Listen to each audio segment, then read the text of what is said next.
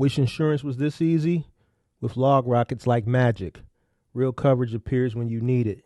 No tricks. Get covered now. Click the link in the description. Listen, man. Listen.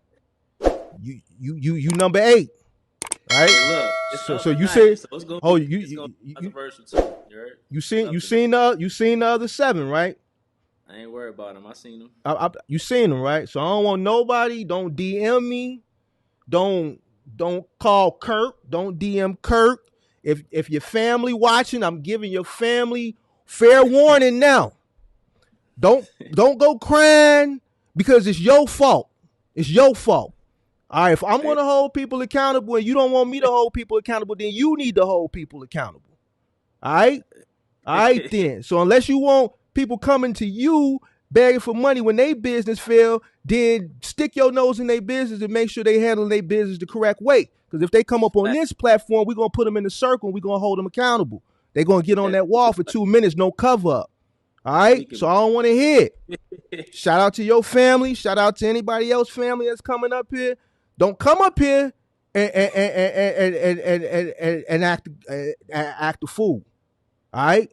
So now that we got that out the way, all right. So episode 8, and this is a special episode for me. I'm really excited about this episode because this young man is always in the chat. He's been eager to learn. This man has never booked a coaching session, with me, and he always, is in the chat, and he always makes it his business to let me know how much he's just learned from just my videos and my live streams. So I'm really excited to speak with him tonight, about his testimonial. So I want to introduce you guys to none other than one of the chat superstars, Big Zoe. Big Zoe in the building. What up, Big Zoe?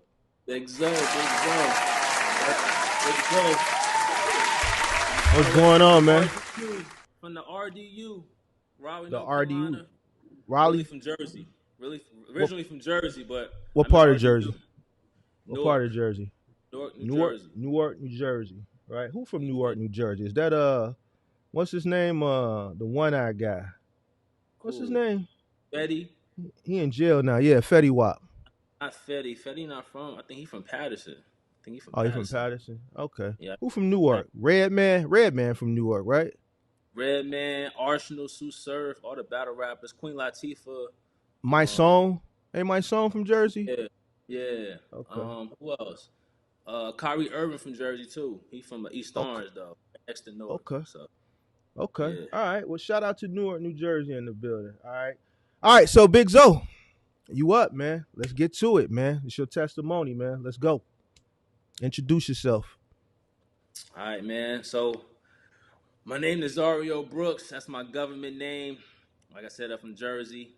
I've been on this road for, I would say about 6 or 7 years in the trucking industry, man. Like I came a long way. I started as a company driver all the way back to 2017. I started at Coca-Cola Bottling Company. So I started there as a warehouse sorter, and then I was about 18 years old. So I started there when I was 18 years old, and then I worked all the way until I was about 20, and I started learning how to drive a CDL truck because I wanted to get my CDL. At the time, I ain't had no vision to start no business really like that. I just wanted to get my CDL truck, get my family out of where we was at, provide my family a better, lifestyle, more money, because, these little jobs wasn't really kicking it, and I didn't want to go back to the lifestyle I had before. So I wanted to do the right thing. So I went and got my CDL at 21 years old. I got it through Coca-Cola. So when I got my CDL at Coca-Cola when I was 21, I started driving and passed the test. I failed the pre-trip first. So the pre-trip was like, that pre-trip test is, first of all, the CDL test is not for the weak. You really got to study. You really got to put your mind to it because it's a lot of studying at pre-trip. You got to know all the parts of the semi-truck. You got to know everything. You got to tell the instructor everything, every part on that truck, what it do, how it function, everything. So I spent like a month and a half just straight up in my book, reading, put my mind to it. I said, I'm going to get this CDL no matter what. And I cut all distractions out. and that's what I did. So I got my CDL through the company. Once I did that, I started driving with them for another like, let's see, about 4 years. 4 years. So 2022 was when that ended. Well, how old are you now? I'm 25. 25. So So I got, 2022 is when you left Coca-Cola? I ain't leave. I got fired. I'm gonna tell that story. I Oh, ain't well. leave. I got fired. So I got fired from Coca-Cola, which is my main source of income. And basically, how I got fired was I had the vision to start my business in 2021, right after COVID. So Mhm. right during the pandemic. So during that time, like I was seeing a lot of stuff going on in the industry. I was seeing a lot of influences coming up. I started seeing like different people was posting stuff, hyping it up. I was seeing Right. all these other influencers that was kind of like selling the game. So, you know, I was doing my research for at least 3 years before I even got my LLC incorporated. You know what I'm saying? So I got it incorporated in 2021. So that was when I started the vision to start my business. And Mhm. once I did that, I was like, okay, cool. Which lane do I want to go? Do I want to get a box truck? Do I want to get a semi truck? Do I want to, cargo van? Like how I want to do this? Like I didn't have no clear vision like that. Only thing I want to do was start my own business, work for myself. So I said, I'm gonna start this business. I'm gonna still do more research before I just jump out there. So that's what I did. So basically, so for 2021 all the way until 2022 was when I started putting stuff in more motion. I was like getting my business plan together. I did a business plan. I did all that stuff, fixed Mhm. costs, what I thought it would be, the variable costs. I was doing the description. I had all my plans. I had everything drawn out how I wanted to do it at the time. You know what I'm saying? Mhm. So at the time, I said, I'm going to start a CDL. I'm going to get my semi. I'm going to get a semi, and I'm going to go over the road. So that's Mhm. what I thought I was going to do. So I started following people like, I don't want to, I started I mean, it's your following. listen, it's your testimony. look, People done name look, drop before. I mean, look. it I is. mean, I'm about to name drop. I don't care, but listen, I was following people like Box Truck Eh, Shorty. I was okay. following. I was following people like Coach Sheldon, Mhm. and there was another guy trucking out the box. So I was following these people, and I was trying to like see what course did I want to buy because I was like they were kind of selling the game, but at the time I was just caught up in the hype with everybody else. But at the same time, I didn't want to spend that money they was trying to charge. Like, This yo, still 2021. yeah, it's still 2021. What Yeah. type of money was they charging? I wasn't So, around then. so Box Truck Shorty, his course was like he wanted like $5,000 back then. Like he was getting money. Okay. He was scamming for real back then. I ain't gonna lie to you, because he Mhm. wanted 5,000 off the rip. And he said he'll start your LLC for you. He'll start everything for you.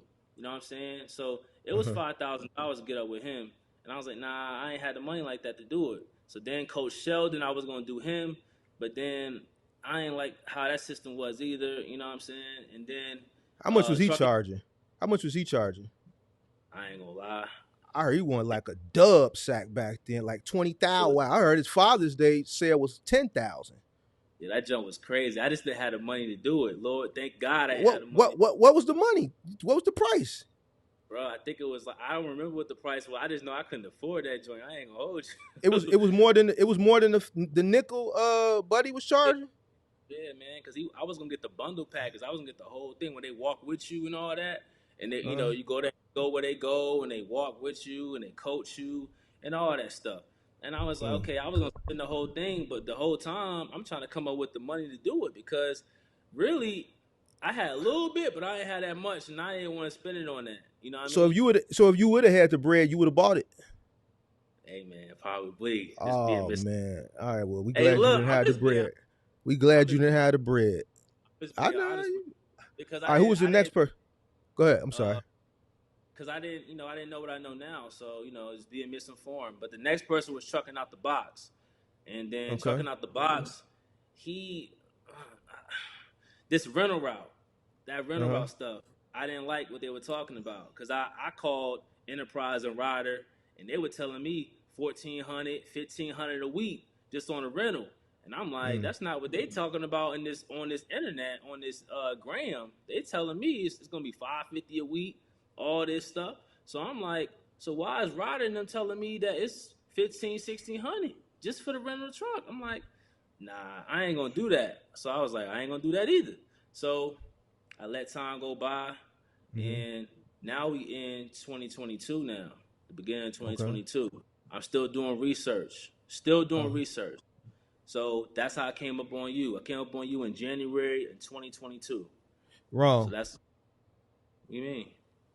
I didn't start my channel till April of 2022. Okay, so it's April then. Okay, I nah, you sure? Hold on. You Hold sure? on, hold on. Yeah, hold on. Finna go. We gotta be full transparency. Full Okay, maybe transparency. Hold on. back. All right. April 2022. I'm finna share the screen. Hold on. All right, so April. Uh, I doubt if you was following me in April of 2022. Hold on.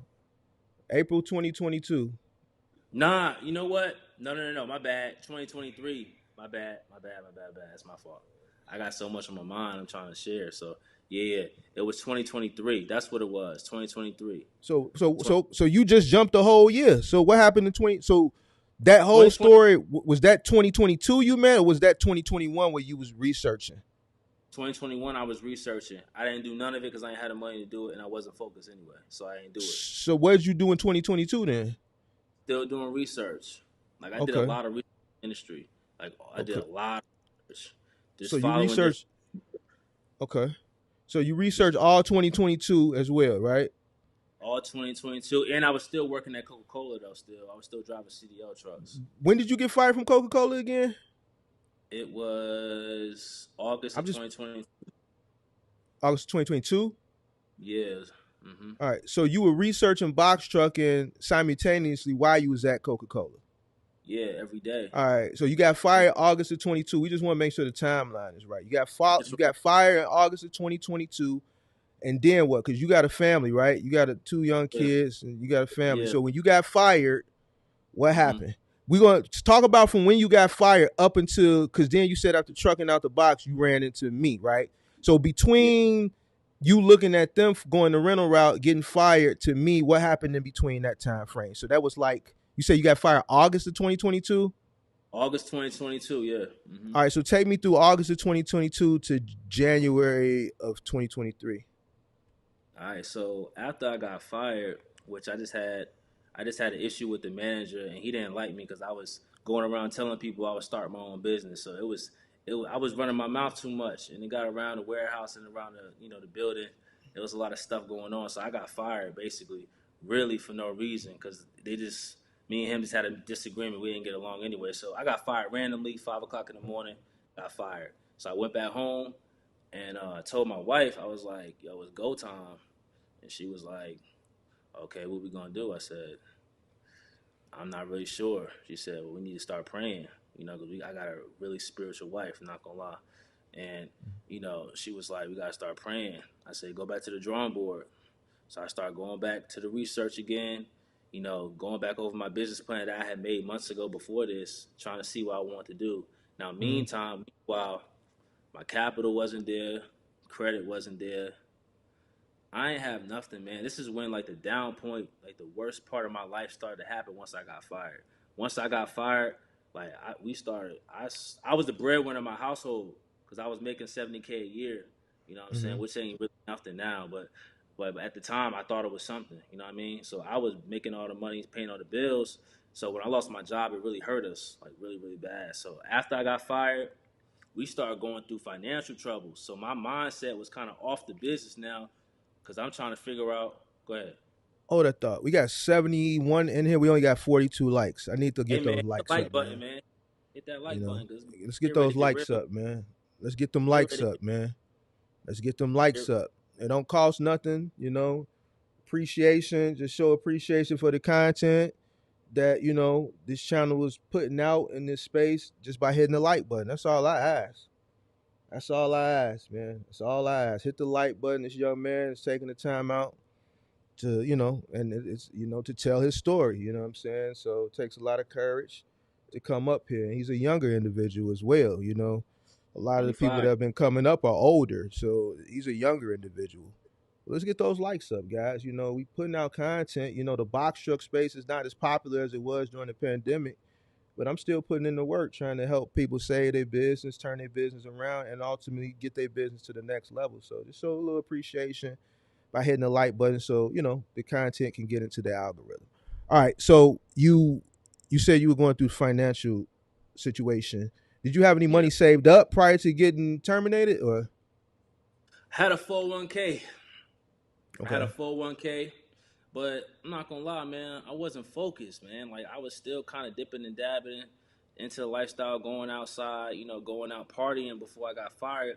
I was kind of wasting my money doing dumb stuff. You know what I'm saying? I was pulling out of my 401k too. Like I had 10,000 in there at one point. I was pulling it, just spending, just not being focused. So by the Mm-hmm. time I got fired, I think I only had like 2,500 in there, man. I took that, and shoot, I had to pay rent for 1 month. I think or something I did with it, but yeah. So I had nothing to my name, like nothing at all. You know what I'm saying? So So what did you do? so I now guess we you finna going, tell us. yeah. So now we going into like September area. I had to find me a little job, so I was working at FedEx, trying to make ends meet, doing the best I can. Then I was doing gig apps too. So I was doing gig apps, trying to like supplement, trying to bring bread in the house. You know what I'm saying? Mm-hmm. And that was going okay. I think I was only making like 1,000 a week, no money at all. You know what I'm saying? And Mm-hmm. I got into an accident in October. So when I got into an accident in October, that took me out the game. Like I was on bed rest for another like 2-3 months. It was a bad accident. Somebody hit me on the side when I was doing Amazon Flex. Somebody hit me, ran an intersection and hit me. After that, I was on bed rest, man. I couldn't really do much, man. My back was hurting, and I couldn't work. So we hit the fan, Mark. I ain't gonna lie. I lost a lot of stuff, man. My car was almost about to get repoed. Like we were behind our rent, like 2 months behind our rent. You know what I'm saying? So at the time, go ahead. You about to say So something? this was around this time last year. You said October 2022, right? Yes, around this time last year. No lie, around this time Okay. last year. All So right. So like, then what? man, scrapping, man, scrapping. Just trying to make ends meet for the next 2-3 months. So we going from October all the way to November. We still struggling, still struggling. Got a little money from the accident from my car. That paid some of the bills, got me through the next year. You know what I'm saying? So now we in January 2023, and this is how I Mm-hmm. found you. This is where I found you at. January Yeah. 2023. Okay. So I found you January 2023. Was bringing the new year in, and I Mm-hmm. ain't going to. I was still hurt, so I was just like, I gotta figure this out. I gotta start this business. I don't know how I'm gonna do it, but I'm gonna do something. So I started researching again, trying to find somebody that was talking some sense. Came up Mm-hmm. again, Mark the Mentor. You came up in the algorithm. Like I had put in box truck, Mm-hmm. and no, I put in cargo van because I started getting. My wife gave me the idea to start to get the cargo van instead. So that's Mm-hmm. when I started typing cargo van, and your video had came up about cargo van business. I can't name the exact title, but Okay. you was breaking down how to start a cargo van business. This is when you Mm-hmm. kind of was first starting out on your channel a little bit, and Okay. so you were like breaking down the type of insurance to get, the broker, find a broker, the type of vehicles to get, the type of supplies to get. You broke it Mm-hmm. down so thorough, man. I said, yo, who is this dude? I don't know who this dude is, but he the real deal. And I kid you not, like my wife could tell you, I Mm-hmm. watched you every single day almost, man. I started going through your videos from the previous months, trying to get more Mm-hmm. information. I gotta learn more about this guy because he talking some sense. You know what I'm saying? So that's how I just Appreciate it. studied what you were talking about. That's all I did. I studied your blueprint that you put up here for free to help Mm-hmm. people, and that's what got me the knowledge I have now. That's what got me here. So I studied you for another 2 months. So from January, February, and then March, I was like studying you. Mind you, I went back to work. You know what I mean? I had to go back to work. The bills are still coming in. I had to go Mm-hmm. back to work. You know what I'm saying? I started working at this beer company. Same thing as Coke. They deliver beer to the stores, driving CDL trucks. Did Mm-hmm. that. Then I hurt my back again. Re-injured my back. So I was out again. Now we in the middle. Now we in March now. Now we going Okay. through eviction. Like it got real. Like when I told you my back was against the wall, like I told you before, my back was really against the wall. Like we going through eviction now. Man, look, I had all type of thoughts going on in my mind. Like I wanted to go back to the street. Like it was a lot of stuff going on in my mind. I'm sorry, I ain't trying to tear up, but it's real because like we really went through it for the month of March all the way to April. I ain't have nothing to my name, dog. Nothing. So now we going to court. We in the court. This is like April now. So I'm in court in the most embarrassing time of my life, man. I'm sitting in court and I'm like, man, like what am I doing here? Like how did I get this point? Like what did I do wrong to get us here? You know what I'm saying? And as I'm sitting in court and I'm seeing, I don't think you ever been through this, but like when you in court and you in eviction court, everybody's in one courtroom. You know what I'm saying? So the judge is like calling up different people for different situations that's involving eviction. So when I start hearing other people's stories, I was like, man, we blessed, man. Like we not even that bad, man. I said, what am I sitting here, my head down for what? You know what I'm saying? This is only gonna make us stronger. You know what I'm saying? And I kid you not, got through that situation. And it turns out that we still got evicted, but we didn't have to pay the rent back. You know what I'm saying? Like the judge is like, they just want the possession of their apartment back. You know what I'm saying? I said, okay.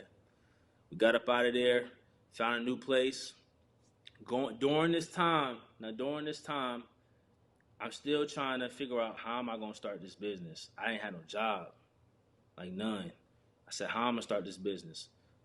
In the backstage, my wife is working in the backstage. So she's talking to my brother-in-law. This is how it all started right here. Now my brother-in-law was real interested Hold in on a second. I gotta stop. Hold on a yeah, second. yeah, go ahead. Hey, JG, right, man? Cause look, check this out. Check this out. The story he telling is real. Katina, Carson, and like I don't know what's going on with you, but this brother is up here telling his story. Like show some respect. What's she saying? You know, I I see don't it. know, but whatever's going on with you is going on with you. This brother up here telling his story. This ain't one of them type of shows. Show him some respect. Don't own your truck. Let a fleet. Like this ain't a teaching moment. This ain't. I'm the teacher. This is my channel. I'm the teacher, but this ain't even a this is a testimonial show. Did she say don't All own the right. truck? Oh, What she hold talking on a second. Hold on a second. Pippy. Let's get control. Let's get control of this chat. Like because the story that you telling is serious, and like, come on, man. Like straight up and down. Yeah, I don't don't get me know what's turned. going. Hold on. Like I don't know. I've never seen this person in the chat before. You Like 16 years feeling stay away from like whatever, Pippy, what? Pippy, I hope that ain't one of my or people's other that or other moderators. This ain't that. it might be somebody that don't like me, man. For real, I ain't gonna lie. I got haters, man. I ain't gonna hold you. So could be somebody that's trolling me. No, it's Troll. not that. Hold on. Let me get control of this real quick. Let me get control of this. I don't want to hear nobody else's sob story. You want to do your sob story, then email me at mark@thementormark.com, and then you can come tell your sob story on the screen. We don't want to see it in the chat while someone else is, you know, brave enough to come up here to even tell us what he's told us so far before he's even got into the trucking. Like, I'm not the type of person that's finna sit up here and let that go on. You dig what I'm saying? You ain't got to watch me or not. I don't care because I'm not making, but you're not finna come in here and disrespect nobody, especially when they, pouring their heart out and gone through some traumatic stuff that he's brave enough to get up here and say. I'm not going to let nobody get disrespected, period. Sorry about that, man. But I'm not having that tonight. Not tonight. All Yeah, right. they lucky. I apologize. So yeah, let's It's get all them good. up out. Let's get them up I'm out glad of I here. can't see it. I'm glad I can't see it because I swear to Let's get God, them up out of here. Let's get them up out of here. All right. Sorry about that. Where do we leave off at? man, I don't even know now. Like, You shoot, talking bro. about you was in court. You was in court, and you Yeah, saying that you was listening to other people's stories, and then you realized that you wasn't that bad off. They said they wanted to take possession. They weren't looking for any back rent. They just wanted to take possession back of the apartment. So, so we got through that situation. So that's basically so we got Okay. through the situation and found another place. So during this time, my wife is talking to my brother-in-law. Me and my brother-in-law were real close, and I always would tell him about the business ideas I had. And Mm-hmm. so at this time, like we started getting closer and closer and closer. Wifey put the word in that yo, you should work with Zoe. You should work with Zoe. Like he got these ideas. He's serious. You should work with him. So I went to go talk to him, man, and went in there with faith. Like I didn't really ask for nothing. I was just telling him my vision, what I wanted to do. And he was like, man, like I love the way you talking. You real humble, and I want to help you. I said, what you mean help me? Like, what we gonna do? He was like, yo, whatever you need, I'm gonna help you. Let's make this a reality. I ain't had no money, none. I ain't had no credit either. I ain't have nothing, bro. Like nothing at all. He said, yo, show me your vision. What you want to do? Told him what I want to do. I wanted to do the cargo van. I said, look, Mm-hmm. I'm going to start out in the cargo van because I know that it's a low entry point. It's less responsibilities. It's easier to manage in my situation at the time when I was getting to the business with my back against the wall. I said, a cargo van, that's what I want to do. Okay, cool. He was like, let me know when you can go to the dealership. Went to the dealership, found a cargo van. It was a Ram 2012. It was a Ram 2021. Mm-hmm. Now, at the time, I was very, This is your sister's brother. I mean, your girl's brother. I'm sorry. This is my girl's sister boyfriend. I just call him brother-in-law, really, but So it's her boyfriend. your girl's sister boyfriend. So this is your sister-in-law's guy. Yeah. Okay. Yeah. All right. So we went all the way across the town to look at a truck. It was a 2021 Ram. Had 35,000 miles on it. Basically pre-owned. Nothing was wrong with it at all. And he basically invested into my business, man. Like he put the capital up to put the down payment, and he put the truck in his name. Took a risk, major risk. You know what I'm saying? He took a risk, I took a risk. And like he was like, look, I believe in you. We're gonna get this thing right. I got that truck, sat in that truck for about 2 hours. No lie. Sit in the truck. I'm praying. I'm like, man, like I'm crying. I ain't gonna lie. And I'm not no emotional dude like that. I've been through mad stuff in my life, but that moment wasn't the happiest moments of my life. But at the same time, I knew what I wanted to do. I was like, man, now what? You know what I'm saying? What I'm gonna do now? You know what I mean? But before I even got the truck, I already had conversations with Carrier Express, the 3PL I'm working with right now for the Staples contract. I had already talking to the operations manager before I even got the truck. So once I got the truck, I was able to solidify that contract. So I got the contract as soon as I got the truck. So that's how it started. So I basically started up and running in April of 2023.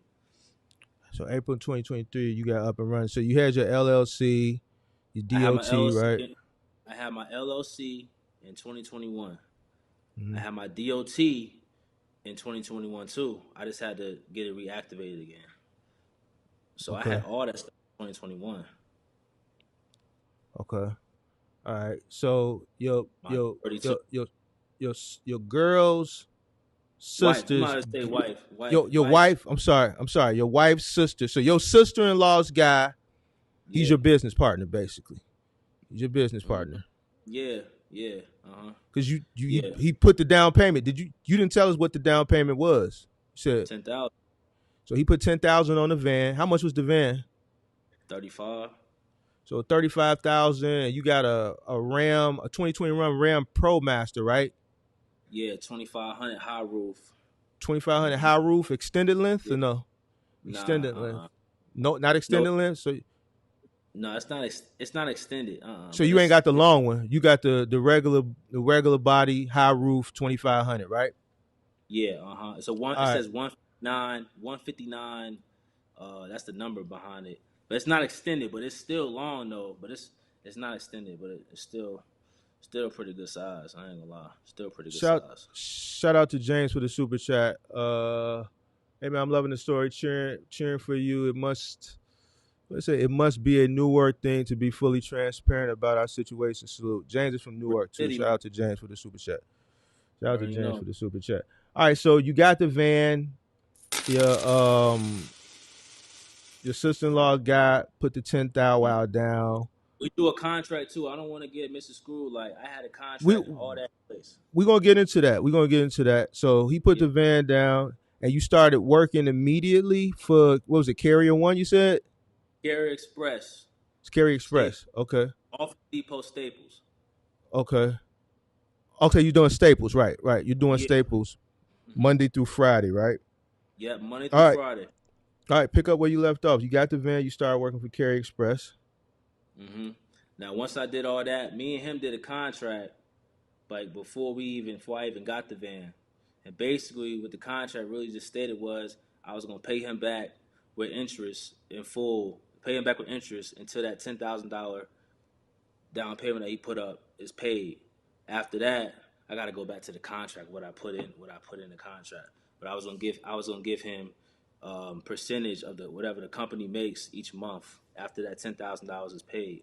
And this is all my idea. Like he didn't come up with none of that. Like this is So, all my so, so he was an investor into your business, and your yeah. agreement is you're gonna pay him back in perpetuity, or no, or you're just gonna pay him back.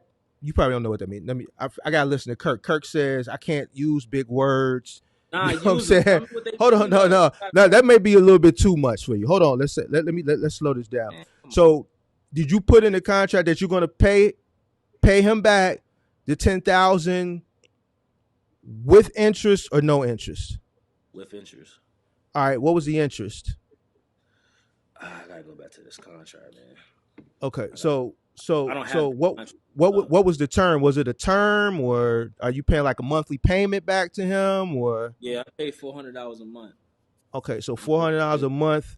Did you set how until many months, or until it's yeah. I had it in the contract. I forgot to pull that up. I ain't gonna lie. I forgot to pull that up. okay, so Hold on, I could do it right now though. no, I you get ain't that. got to. I just thought that ain't nothing that you need to Yeah, I forgot. offhand. You know what I'm saying? I But forgot all. We so good, man. It ain't never no issues. You know what I'm saying? So I forgot all about that. This to pull it up to say exactly what it was. I just know that I'm paying. That I told him I was gonna pay him that 10,000 in full with interest, and then after that he getting a certain percentage of the profits each month for my company in whole. Just for him taking a risk in me like that, cause he ain't have to do that. You know what I'm saying? Like without okay, him doing it, you where I'm at right now. I'm not even gonna lie to you. Not okay. So you running for Staples, right? correct. That's Monday through Week later. Friday. Week later. Hmm. Okay, so let's talk about it. So I'm running through Staples, and I actually started out with a good route. I ain't gonna lie. I started out with a good route. My piece Mm-hmm. count was averaging over 150 a day, man. Like this for my pieces alone. Now the thing with the Carry Express is the more pieces you make, the more money you make. You know what I'm saying? I think How much they everybody paying knows. you per piece? Each piece each see the thing is each piece pay different because I Mm-hmm. do medical supplies too for Cardinal Health. So the Cardinal Health totes pay $2 a tote, and Mm-hmm. I be having at least 60 of those a day. You know what I'm saying? And then on top of that, I be having Staples paper. Staples paper, they paying us $1.50 for each Staples paper, which to me ain't enough. You know what I'm Yeah, saying? Ain't that's kind of enough. low. I don't like it. I don't like it. That's the thing I don't like. I don't like that at all. I already told him like that. That's corny because we be doing a lot of pay. I do be having pallets of paper going into these elementary schools, and to me, $1.50 for each pack of paper, that ain't enough, man. Especially when it takes about 20 minutes to bring it to the store when you got to downstack it from a cargo van to a dolly and roll it in there. That's a lot of work. You know what I'm saying? So I told the operations manager, y'all got to go up on this paper because $1.50 is Well, ain't. You know what I mean? how many pieces are you getting for Staples? Each day it varies, man. Like it varies. Like lately, I've been getting 195 to 200. When it's like that, From I'm Staples? From Staples? yeah, Or is yeah. that Cardinal? Or is that Cardinal? It's mixed. It's Cardinal. mixed. It's mixed. It's So mixed. if you getting the $1.50 at 200, that puts you right at around $300. Yeah, but that's not every day though. Sometimes it varies though, man. Like it's not. it's not every day. Some days I make 250, some days I make 300. Mm-hmm. If a good day I might make 370, Mm-hmm. 380. Depends on the Mm-hmm. pieces. You know what I'm saying? Like the most pieces I ever put in that van was Mm-hmm. 220. And I had to Mm-hmm. like really pack that joint. You know what I'm saying? Like really pack it. But that's Mm-hmm. the thing. You can't you don't really know what you really gonna make each day because it varies, man. It depends on how heavy it is. This last week, I think I only had 200 piece days. The rest of that was like 80 and 90. You know what I'm saying? So Mm-hmm. it's kind of one of those things. It's one of my market. It's my market too. The reason why they're not paying like they should. You know what I'm saying? And that's why they have a high turnover rate too. That's Yeah, why they have you a in high. Raleigh. You in Yeah, they have a high Raleigh, but Raleigh is it's coming up. It's slowly becoming a tech town like Charlotte. mm, You know, it's coming up. It's coming up in the moving, but we're gonna talk about that moving. yeah, it's we've moved a lot of people to Raleigh. Over the years. So I know Raleigh has got to be one of those towns because we've moved a lot of people to Raleigh. Probably in like the last 5 to 7 years, we moved a lot of people to Raleigh from Chicago. But okay, so you running Staples. They're paying you $1.50 a piece. yeah. And how was that going for you starting out when you first got started? Mm. Let me go to my books, man. I'll tell you how it went for me. We I'm gonna we tell got you 106 in here while you going to your books. We got 106 people in here. We got 71 likes. Y'all hit like them button, like man. buttons. We Let's get talking them about likes numbers. up. I want to hear numbers, don't you? Let's get them likes up another 10 to 15%. Don't Appreciate y'all y'all. want to hear numbers, Appreciate y'all. man? It was All right. good. It was good. So all right, we in April. April, yeah, April wasn't good. I ain't gonna lie. April wasn't good at all. Cause I just started, so I started in the middle of the month. Right. So I ain't have a full month. I think I only had like maybe a week and a half, maybe 2 weeks, maybe. Okay. So April, I was truck happy too, meaning I was driving the truck to pull up on people during that time. So I was wasting mad gas. Like I ain't have no type of chill at all. So I was driving a lot of gas. So during April, man, I spent in 2 weeks. I spent $339 in fuel in 2 weeks. Well, in a week and Okay. a half. In a week and a half, my income Okay. was only two. What it says $221.41. But that can't be right though. Hold on 1 second. I don't want to. I don't want to exit out of this live, but I want to go back to the portal, and it tells me what I Well, made. that was your first month. We're not gonna hold you accountable for your first month. So let's get to the because But that you had to transition. That you was just getting the van, you was getting your feet wet, and you was Now I was just happy starting as off in April fuck, man. I 23. was I was I was like a happy kid in the toy store man. I was freaking telling everybody pictures. I was just so freaking happy, man. So I was just getting started trying to learn my route, trying to Mm-hmm. learn the business, you know what I'm saying? How to manage fuel, you know, all this stuff I'm trying to learn at the same time. So Okay. that was April, man. So we in April. So towards the end of April, this is where everything changed right here. So, excuse me. Towards the end of April, I was sitting on my porch, and like I said, like I'm a praying man, God fearing. You know what I'm saying? I love Jesus. I'm just gonna say what it is. So, and I was on my porch and I was praying, and God told me to start a moving company. I don't. At the time, I was like, moving wasn't even in my agenda. That wasn't even my business plan at all. I'm like, moving company. I ain't want to do all that work. I ain't want to do. I saw your videos and all that stuff. I was like, moving. What am I doing moving for? I don't know. And at the time, my father. But what led you to do it? Was it the money not adding up? Was it not covering the costs? Like we want to know everything. Why did you want to go that way? When you was doing Staples, was it just not enough? It's not what you thought. The income wasn't where you needed to Well, be to cover the well, cost of the after van. after God told me to start a moving company, I was like, well, that makes sense because I need the money. Sure, I wasn't But making I'm no I'm money. saying for so you wasn't so when you got your first settlement. Let me just ask the question. When you Yeah. got your first settlement, what was your first settlement for running with the Staples contract?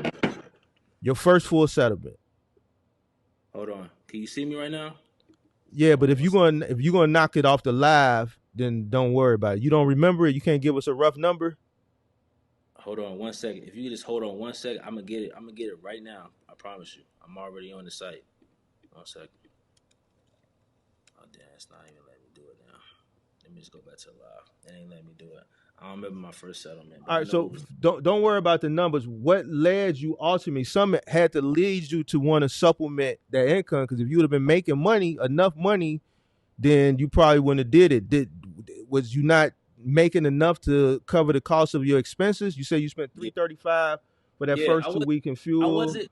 I wasn't. Yeah, I wasn't making enough to cover the costs of my expenses. And let me ask you this: since your family member put the 10,000 up for the van, Hmm. how did you get the money for the insurance? Because you said you didn't have no money. So who did the down Mom, payment for the insurance?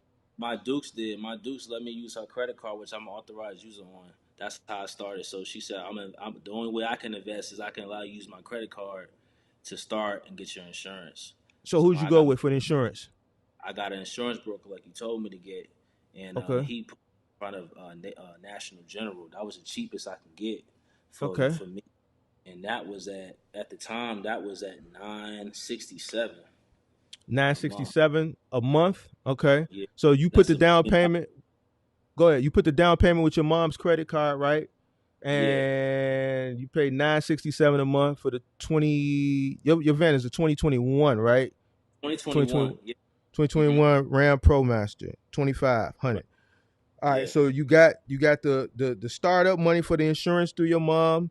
You got Yep. the 10,000 to put down on the van from your sister in law's guy. How much is the note? You missed that. How much is the note for the van? The note is 752.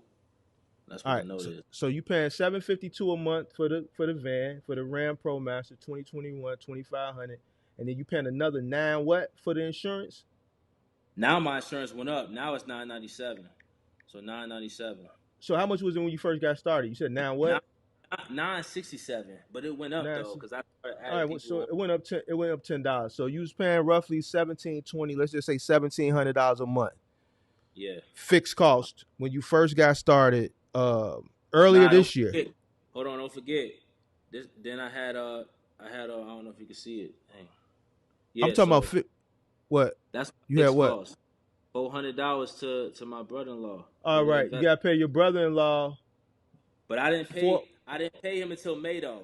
I had a month to get myself together. Okay, so then you paying your brother-in-law $400 a month back on his initial investment of $10,000. So you got a $10,000 loan from your sister-in-law's guy. We just gonna call him brother-in-law, Yeah, right? bro.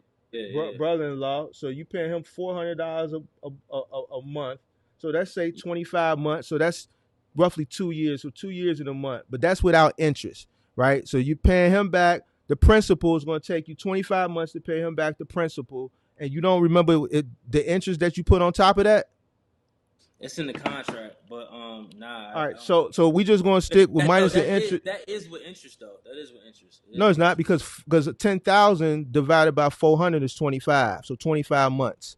So that's Oh, the principal. That's not with any interest. That's not with any interest added on it. So the principal is 25 months. Now whatever yeah. the interest is, I don't know because you don't know it. So let's go. You sitting on the porch. You sitting on the porch and you thinking because you're not making enough money. You got $2,100 in fixed costs. You said you're spending about Hold on. Yo, $335. Hold on. about to You go spending back to my about. setup right now. I'm gonna tell you exactly what I I made. know, but I got to speed to show up. I got to speed to show up. I can't because them little dead spots. That's when you lose Yeah. the audience. You see what I'm saying? So the 335 you said you spent the first week and a half Yeah. wasting money on fuel. So you weren't cognizant that this was a work vehicle and you just driving Yeah. around in the van like it's your personal vehicle, right? So Exactly. did you Exactly. did you or did you not have a car? I didn't. Personal car. So you're using the van as your personal vehicle and as the work vehicle, right? So this is why you spending an overabundance of Yeah. money uh in fuel. Now something else that you mentioned before we continue with the story, you said Yeah. the van was purchased in brother-in-law's in his name, right? Correct. So this Correct. van isn't this the business doesn't own this van. Nah, the business doesn't own it. I So couldn't do it brother-in-law owns the van. as for right now. Yeah. All right. As for So right. what are the I'll ask you that at the end. All right, let's go on. So you sitting on the porch, you talking to God, and it popped in your head. Was it because you saw my content, or it just popped in your head about the moving company? Well, that, and then I was looking at your content too. All right, so So let's yeah, talk about it. You sitting on the porch and you say, okay, I'm gonna start a moving company. Let's talk about it. correct. So I said I'm gonna start a moving company. I said, okay, cool. How I'm gonna start? So I just basically started. This girl from my church was the first person I moved, and she was in a 1 bedroom apartment. It was a really easy job, and I had somebody from the church help me out with that move. And I packed everything in my van, and that was my first move. Who did you get to So help you? somebody from the church, a good buddy from the church that we go to, Did you have and to pay him? nah, I did that jump for free, man. Not gonna lie, What'd you charge the lady to move her? for free. I ain't charge her. I wanted to get my Why'd you? experience. Oh, Because I wanted to okay, see what it was like. You know what I'm saying? It was my first move. You know what I'm saying? It was my first move. So that's why. You know what I'm saying? But after that move, that's when it took off. It took off right after that. So right after that move, I signed up for Thumbtack, and once I signed up for Thumbtack, I started at $100, like you said, $100 an hour for a 2 hour minimum, and $100 truck fee. That's how I started off. Exactly how you were saying. So that's how I started off. I started that off. I was doing 1 bedrooms and just a few things. So I was doing that for the whole month of May, just using my okay, van. Me and my father, my biological father, me and him was doing moves. I started off with one job a day, and then as my experience started kicking in, I started getting more jobs. I started averaging from 1 to 2 to 3 a day. So I'm doing all this while still moving the Staples contract during the morning time. So after the okay. Staples were run, after I get off of Staples, I'll go jump back into the moving. And I was doing that every day, working 6, 7 days a week. And this is in May. So you said you was bunking in May then. You was I was bunking in May. All starting right. So to. what it may look like. I'm going there right now. So, all right. So May I gross total income was $4,775.83. I Okay. made Is that with the I made moving, or is that a combination between the moving and Staples? a combination. Okay. So from Staples I made, it says, well, it's a combination here. So it says I made uncharacterized income. So that was probably the moving. It was $1,808.83. Staples I made 29.67. So that was during the May time. So during Okay. May, fuel I spent $422.15 in fuel. Gas was Okay. kind of cheap back then. It was a little cheaper than what it is now. So that's what I. So I only spent $422 in fuel that month. Okay. But for job supplies, I was buying dollies. I brought an appliance dolly. I was buying shrink wrap, and I was buying a little bit of blankets, whatever I could afford. Because remember, I was still starting out, so I still ain't had what I really needed. So for job supplies, I spent $693.83 for job supplies, and then Okay. that's why I paid my brother-in-law the $400 that month too. Meals and entertainment for $59. So my total expenses for that month was $1,287.68. So my net income was $34,88.15. Still low. Still low. Wait, you said you made $4,000 that month total, right? Yeah. I mean, So how was your net income 3,400? that's what it say. Oh, because the expenses was $1,287.68. If you made 4,000 and your expenses was 12, that puts you in the twos. Well, right here it says 34,88.15 for my net income.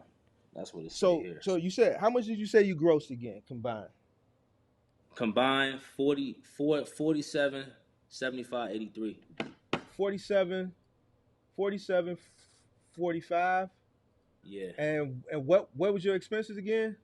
47, 75, 83. 47, 75. I don't worry about the 80. 83 cent. And what was All right. the expenses? 1287, 68 Okay. cent. Oh, okay. You made more than 4,000. That's why I made a mistake. All right. So 34.88. All right. And that was with fuel, Yeah, insurance, yeah. cost of the. Wait, hold on. No, wait. What was your expenses again? What was the total for your expenses again? 1287. That can't be right. No, insurance wasn't paid that month. I already paid insurance already.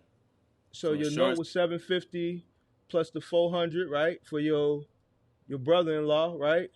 yeah. That's 1150. Plus you said you spent another what 600 in materials. It says 693.87. Yeah. Yeah, see that's what I'm saying. Something ain't right. That's almost 2 grand right there. 2 grand in net income. Oh, and expenses. Oh yeah, 2 grand expenses. Yeah. That's what it say here for this month. But Yeah, this is your when numbers off. Your numbers off somewhere. Your numbers off somewhere. But let's go to it, June. Let's go it, to June. it says ask my accountant $774.68. So But see, here's the thing. Before I got to the calculator, yeah, I'm adding it up in my head. You know what I'm saying? yeah, So even if you take the insurance off, you still got the truck note. You still got brother-in-law. That's eleven yeah, fifty, 1,200 right there. You yeah, said you spent another six something in materials. That brings you up to about 1,800 right there. You see what I'm saying? yeah. So you know, I didn't make no money that month. That's more I didn't. I That's know, but more I them numbers off. Them numbers off. But let's get to June. Let's see how June went. Let's see how June Oh, went. I still got I still got other business expenses 192. So that's why there's still some more stuff Well, in there. then that puts you at 2,000. Yeah, I didn't make that much. I didn't make that much at Yeah, but all. them numbers off. So let's get to June. Let's get to June. All right, June. And All you right, so missing for some other stuff too. what I'm You missing. missing some other variable expenses. You didn't talk about paying yourself. Well, you probably didn't pay So yourself, but that's what I'm saying. Something I wrong didn't with I didn't them. I Uh-huh. didn't pay myself that month. No, I didn't pay myself that month. So were you upside down or were you Upside. cash flow positive? All right, so I then was it's still like 2 grand that's got to be accounted for. yeah. So I had put another 1,000 for taxes. So I really and then I think I only had maybe $1,000 left, and that went to personal. So Why yeah, you put $1,000 for taxes? I was paying 33% of each settlement I was getting from the Courier Express. So But you see, that's not the formula. You still didn't pay yourself. yeah. And So what about this is when what I what just started. where So where's I the wasn't. where's the fuel at in that too? You didn't All mention right. So, fuel. let me go to Forget it, fuel. forget it, forget it. You that first month I'm not gonna hold you accountable for that. But the numbers ain't right. Yeah, The numbers ain't numbers right ain't for the right. So numbers let's ain't go to right. June. Let's go to June. Let's go to June. All right. Let's go to June. All right. So June I made $11,196. So all right. So stop right there. You jump from 4,700 to 11,000, right? Mm-hmm. So you pretty much a little over double your gross income. All right. I was Talk to us. Why moving, did that happen? Why did that moving, happen? straight up Okay, right. moving. So as we're in the moving season now. June is very busy moving. So let's talk about it. Let's get into I had June. I had jobs every day during June. Okay. 6, 7 days Oh, a week. I was barely off that month, so I was really, really getting it. Still charging $100 an hour for a 2, sometimes 3 hour minimum. I started dipping and dabbing with the U-Hauls. This is when I started doing them bigger jobs. So that's when the money was coming in really because I was doing those bigger jobs. So I started charging a little bit more because I was doing the bigger jobs like the houses and stuff. I jumped too fast, but that's when I started doing it. So I was so doing three or four jobs a day. right. So you working with your dad, right? Yeah, it was me and my dad every single day at this So time. that's another thing you didn't mention. You didn't mention your payroll in the other one. That's why I know your expenses got to be well over 2 grand. But how much are you paying your dad? How's that working out? You and your dad working doing these moves. Well, that's a whole nother story. See, I was paying him under the table because he, my dad got a drug addiction, so he a street dude, and he didn't want me to pay him the way I should have paid him. So I was paying him $40 a job. So like I was paying him, it was Wait, you was basically paying him what? yeah, that's what yeah, I was paying him $40 each job. It's basically $20, basically $20 an hour. But what you That's say what you was renting a U-Haul though? Yeah. Mm-hmm. So you was renting what, like a 26-foot U-Haul, 15-footer? 20s. It was some 20s and 15 foots. That's what I was So you doing. was renting a 20-foot U-Haul. So I'm assuming you was doing more than one bedroom then. Yeah, I was. I was doing So two. I was 2 bedrooms too at that time. so Yeah, you I was doing was. 2 and 3 bedrooms? No, it was mostly still small jobs. Still small jobs during that time. But I So was. so this They were. this They one I'm were. trying They to were. Go hold on, ahead. hold on, hold on, hold on, hold on. Yeah. Yeah. We gotta make understanding of this. Uh-huh. So you rent a 20-foot U-Haul, which is capable of moving up to a 2 bedroom. You Yeah. might be able to sneak a 3 depending on what it is, but let's say 2 bedroom. That's more than 2 hours of work. Yeah. Yeah. A 2 bedroom is Sometimes. more than 2 hours of work. You talking to me Yeah. now? Yeah. I know. I know. I know. Yeah, But so I we was got still some we paying got for that. some we got some heavy movers in the chat. We got some Ah, movers in the no. chat. No. Nah. I So know. But I was still paying him that though. I was still paying him that. I was paying so him let's low. so let's say on a 6-hour move, you were still paying $40. Yeah. $40 a job. Yeah. Man, you Bodine, bro. You Bodine. No, well, guess what? I you was, but at the same time, you but Bodine. yeah, but that was because if you know his full story, that was the only reason why is because that was the only person I had helping me at the time, and I knew most of that money was going to drugs. So I was like, dang, like I ain't have much. Man, you still I gotta pay know. him though. You can't take I mean, advantage of him. What he do with his money, and I ain't here to tell you, but come on, man. yeah, I mean, Nah, come I on, was man. doing so I was doing that the first half of the month, and then I started paying them more because I was like, man, this ain't I ain't gonna keep You doing tr- it like. you treating him like somebody else would treat him. Man, because I was trying to be a savior though. I was trying to be a savior, and Man, hey I had to, man, I hey had man, to stop. let me put you in this circle, man, for something that ain't got nothing to do with box trucking. Hey man, I could be in a circle. I already know I was Man, tripping on it, but I was trying to be a savior. I was trying to save him, and I didn't, and I knew where the money was going, so I was trying to keep him from not doing it. But during that month, I had to let all that go because I was like, you know what, I can't control what this man do with his money, and at the end of the day, I still got to pay him. So I started paying him more because I was like, all you right. know what, he Well, gonna you do what he gonna do. what was you paying him? So I was still paying him $20 an hour. But what I was Okay. doing is he'll make about if we have most of the jobs is like 4 hours, like 4 hour jobs. So Okay. he'll make a good like 80, almost $100. They'll tip too, so I'll Right. give him the tip as well. So make Mm-hmm. about 100. So he was getting. I started paying him more because I left all that personal stuff alone, and I didn't want to mix it with the business no more. I said I ain't gonna be that type of dude. I'm just gonna Mm-hmm. just go ahead and pay him. Like I go ahead and pay him. So that's how that was right there.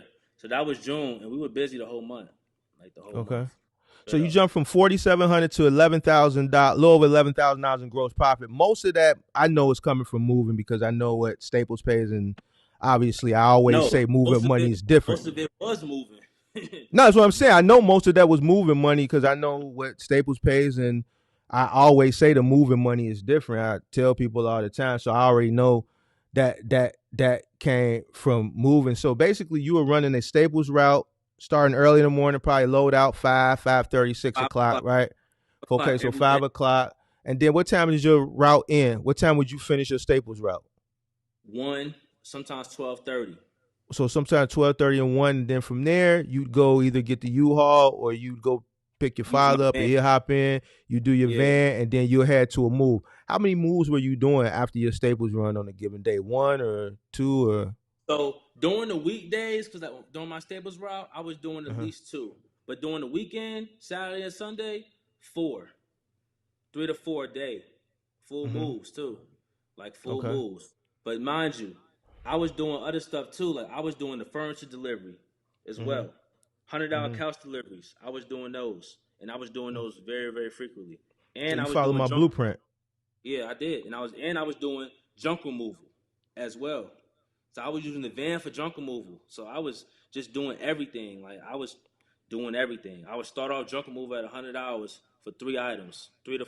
no more than 4 items. I'll do $100 for junk removal, and for Okay. couch delivery, $100. I would start off with. So that's what I was doing. I was doing that. So I was doing Okay. junk removal, moving, and furniture delivery as well. So Okay. So let's jump into July. How did July go? Because you double, you went from 47 gross 100 in May, which was your second month of business. June, Yeah. you jumped to 11,000 and something. How did July go? July. Let me go to July right now. July was the month that changed me, good and bad. So July, I made $12,163.96. All right. So steady growth. All right. So Was up 9% from June. oh, But my uh expenses, that uh that's what it say here. hold I on, I'm was thinking. reading. I thought July.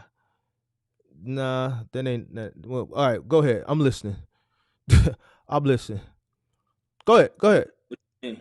What's wrong with it? Go ahead. No, I'm listening. So what happened in June? You and obviously you was doing a lot more moves. How was Staples in June? I mean July. I'm sorry. Staples was heavier. It was heavier at the time. It was heavier Okay. at the time. I was I was averaging 9 to 1,100 a week during that time.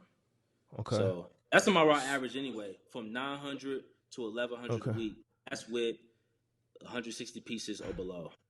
All right. So So we'll put that at a median at 1,000. So let's say four we, thousand for the month, 4,000 is right? a very, very accurate number for Staples. I'm Right. not gonna Right. So 4,000 for the month, and then you did another $8,000 in gross revenue and moving. we're moving. So about We're two moving. thousand a week on average for moving. So let's talk Yep. about July.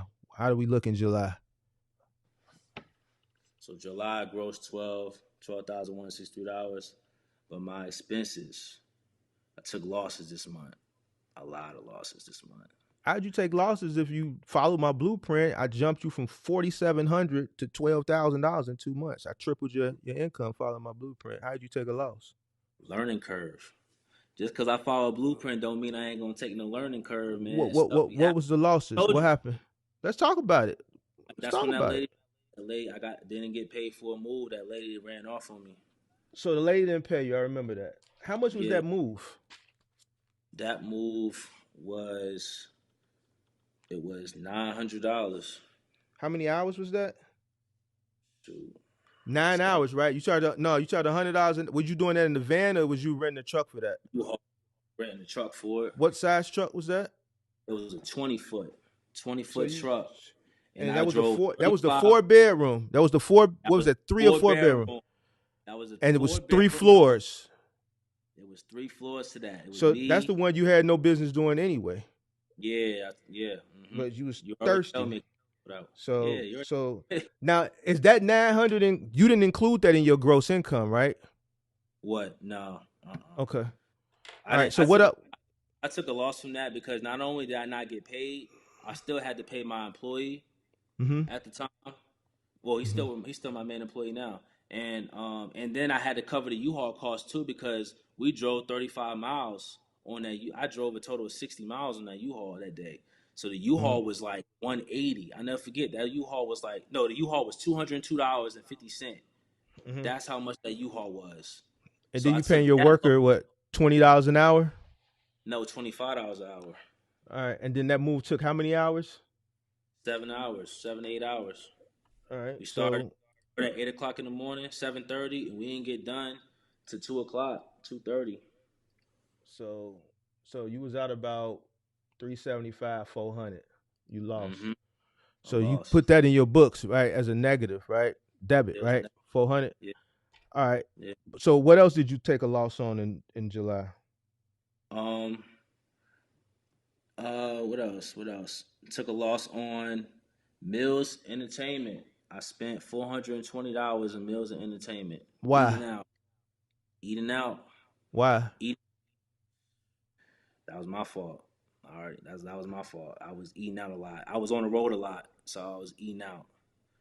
Not taking my lunch. Not You said being my 400 and how much? $420.40 on meals and entertainment. All right. What else? I spent $666 on job supplies. You spent how much on Stretch job supplies? $666.40 on job supplies.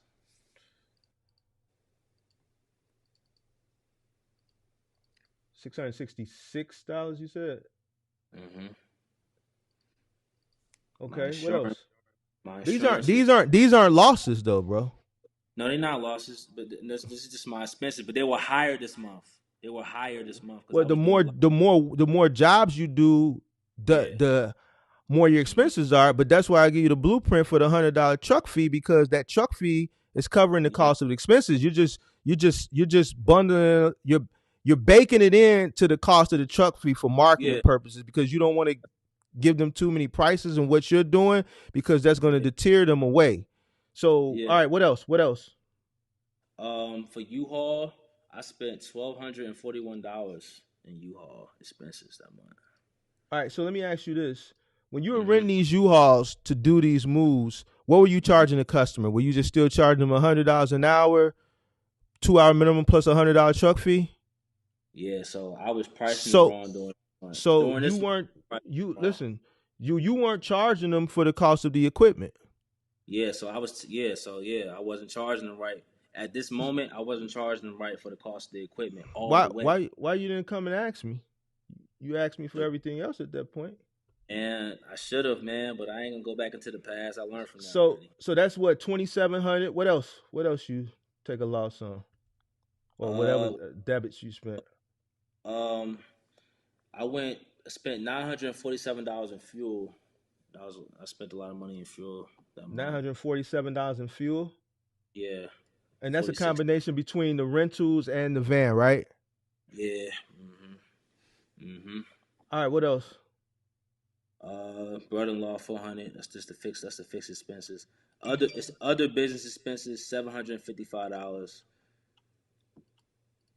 What about the note? The note is in there. So how much did you spend? How much did you spend in July? Just tell me, what It the said total amount did you spend? You should see it it in your said statement as debit. I'm looking at my dang QuickBooks. That's what I'm looking at. So how do you got your business structure? Is it, you got a business bank account? Yeah. Uh huh. So does all your credits and debits come through that one account? It do. So when Correct. you look at your statement for that month, you should see your credits. It's going to have your credits. Then it's going to have a number. Then it's going to have debits. It's going to have a parentheses. Whenever you see the parentheses, that's Hmm. debits. That's money coming out. So whatever the number it is with the parentheses, that's minus. So if it don't say debits, if it's a number there with parentheses around it, that's minus. Yeah. So what was your debits for July?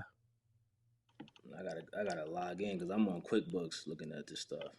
Yeah, so for like, if you got everything streamlined through one business account where you're spending everything that it has to do with the business, as far as credits, money coming Yeah. in and money going out, as long as you got everything streamlined, you can look at your statement for that month, and it's going to say, okay, this is how much money came into this account this month, and this is how much money came out of this account. But that's a shortcut so that you don't have to look for the itemized. Because right now, just for time's sake, I just want Yeah. a Yeah. total number. Yeah. I gotta log in and all that though. Hold on. Because I was on QuickBooks, so I'm looking at what QuickBooks Hit is that like. like button. Hit that like button. Hit that like button.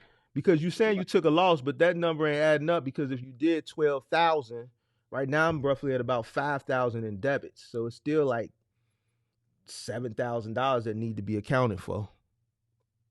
Hold on.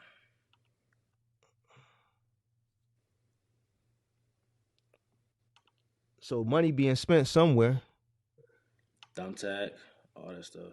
Yeah, Right. Thumbtack. So that's why I just rather have a full number. Uh because you paying for leads coming through Thumbtack, and I don't know what they're gonna be in your market, but I think they probably around out, you going up to 2 bedrooms, they'll range somewhere between, let's say, 10 and maybe $25, maybe. Mm. Yeah, so for Thumbtack, Thumbtack was I'm not gonna lie, that Thumbtack was starting to get a little. I had started backing away from Thumbtack towards the end of the month because it was just getting too much. I was spending too much money in But Thumbtack, that's why man. you got to turn over your leads. You're not really Yes, spending no money if you turning the leads over. If you turning over 1 out of 3 or 1 out of 5, then you yeah. winning. You know what I'm saying? It's about turning I them didn't over. start. But I what's the didn't number start. though? Hold on, man. Hold on. Man, Man, you supposed to be ready, man. Yeah, I didn't have this up. I didn't have my statements up. I just had QuickBooks up. I should have had my statements up. But that QuickBooks, your QuickBooks, them numbers ain't accurate. Something ain't right. You not inputting them numbers right. So look at your statement. As long as you streamlining all your credits and your debits through that one account, then you could just look at the whole number. We don't need to go itemized because we on a time. We could sit here all night, but I don't want to sit here all night.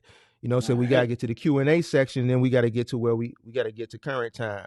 So I just want to look at the full number, the credits, the amount money that came in, the money that came out. Because then that'll let us know what the ending balance was for that month. So we'll just sum it up like that. We'll just look at the ending balance. I can't get in, man. And how do you take your payments? How do you take your payments for your moving customers? So when I first started, I was doing Venmo and Cash App. After the first 2 months, I started using QuickBooks, got a card reader, and I started taking cash, debit, or credit. That's what I with do who? now. Who you take card with? QuickBooks. Oh, you use QuickBooks? What do they charge you? They charge me 2.5% for swiped. Yeah. How much they charge you for manual? 1% for bank draft. No. So they charge you 2.5% for swiped, right, or tap, right? Yeah. And how much do they charge you for manual transactions? You know what I'm talking about? Like if you do it from the email. If you punch the numbers in,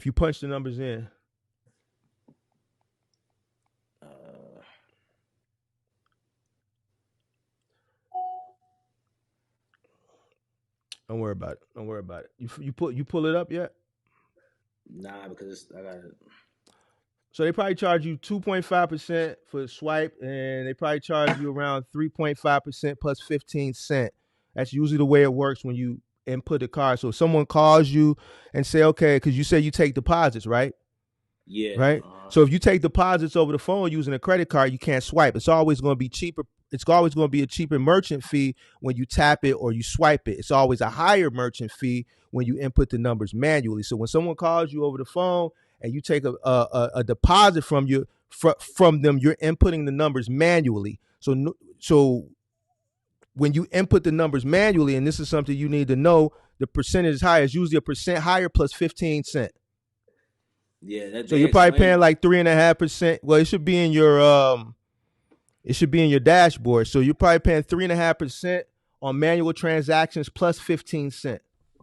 So you need to look into your dashboard settings and make sure you know that, because that's another thing. Are you charging that back to the customer? Yeah, I'm doing it now.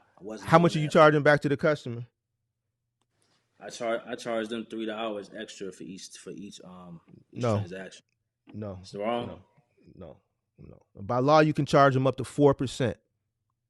Okay, I didn't know that. So if you're, that's why I'm at. Hold on. That's why I'm asking you this.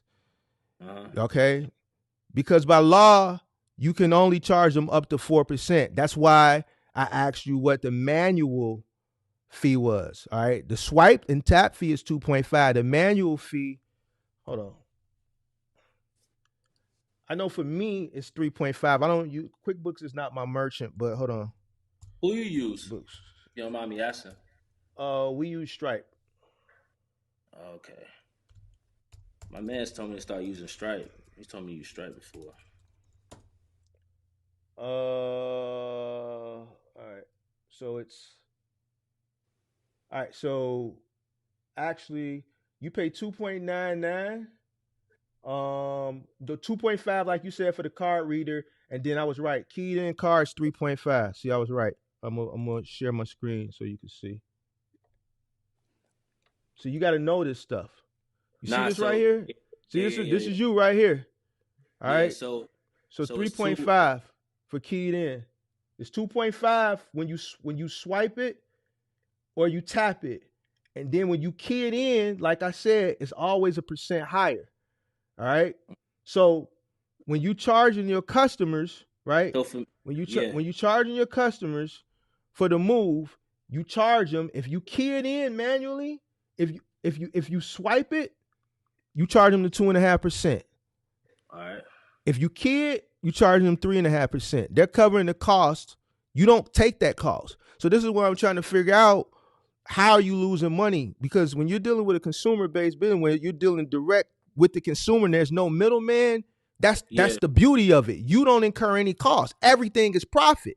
So if you're yeah, renting a truck for U-Haul for the purposes and sakes of your business, you need to already know what that total cost is. So boom, if I know I'm moving them from 123 Main Street to 135 Main Street, and I know that that's, let's say, 5 miles, I'm mapping it out from the moment we pick up the truck to the moment where the truck gets parked overnight. If we're not doing the move that day, how many miles is that? From the where we park the truck to the pickup address, from the pickup address when we move them to the drop off address, from the drop off address back to the U-Haul facility. How many miles is that? Okay, boom, they charging us $1.19, $29 amount. We calculating that. We add another 10 miles on top of that for good measure.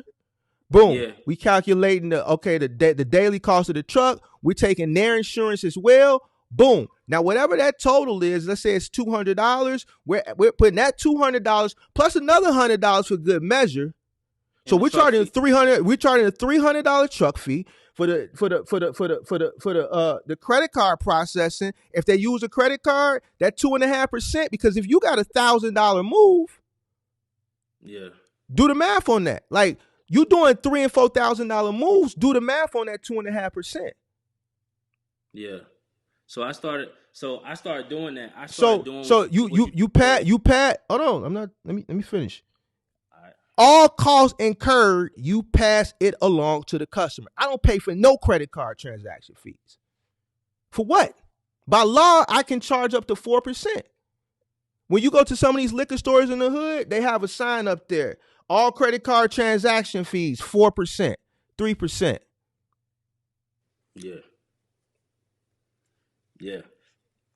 So I started doing So, that. I started doing that with the U-Haul. I started doing all that, all that stuff. The miles, how much it costs, how many miles it is, how much the U-Haul going to be, the insurance. I started doing that towards the end of July. So that's when I started doing it correctly.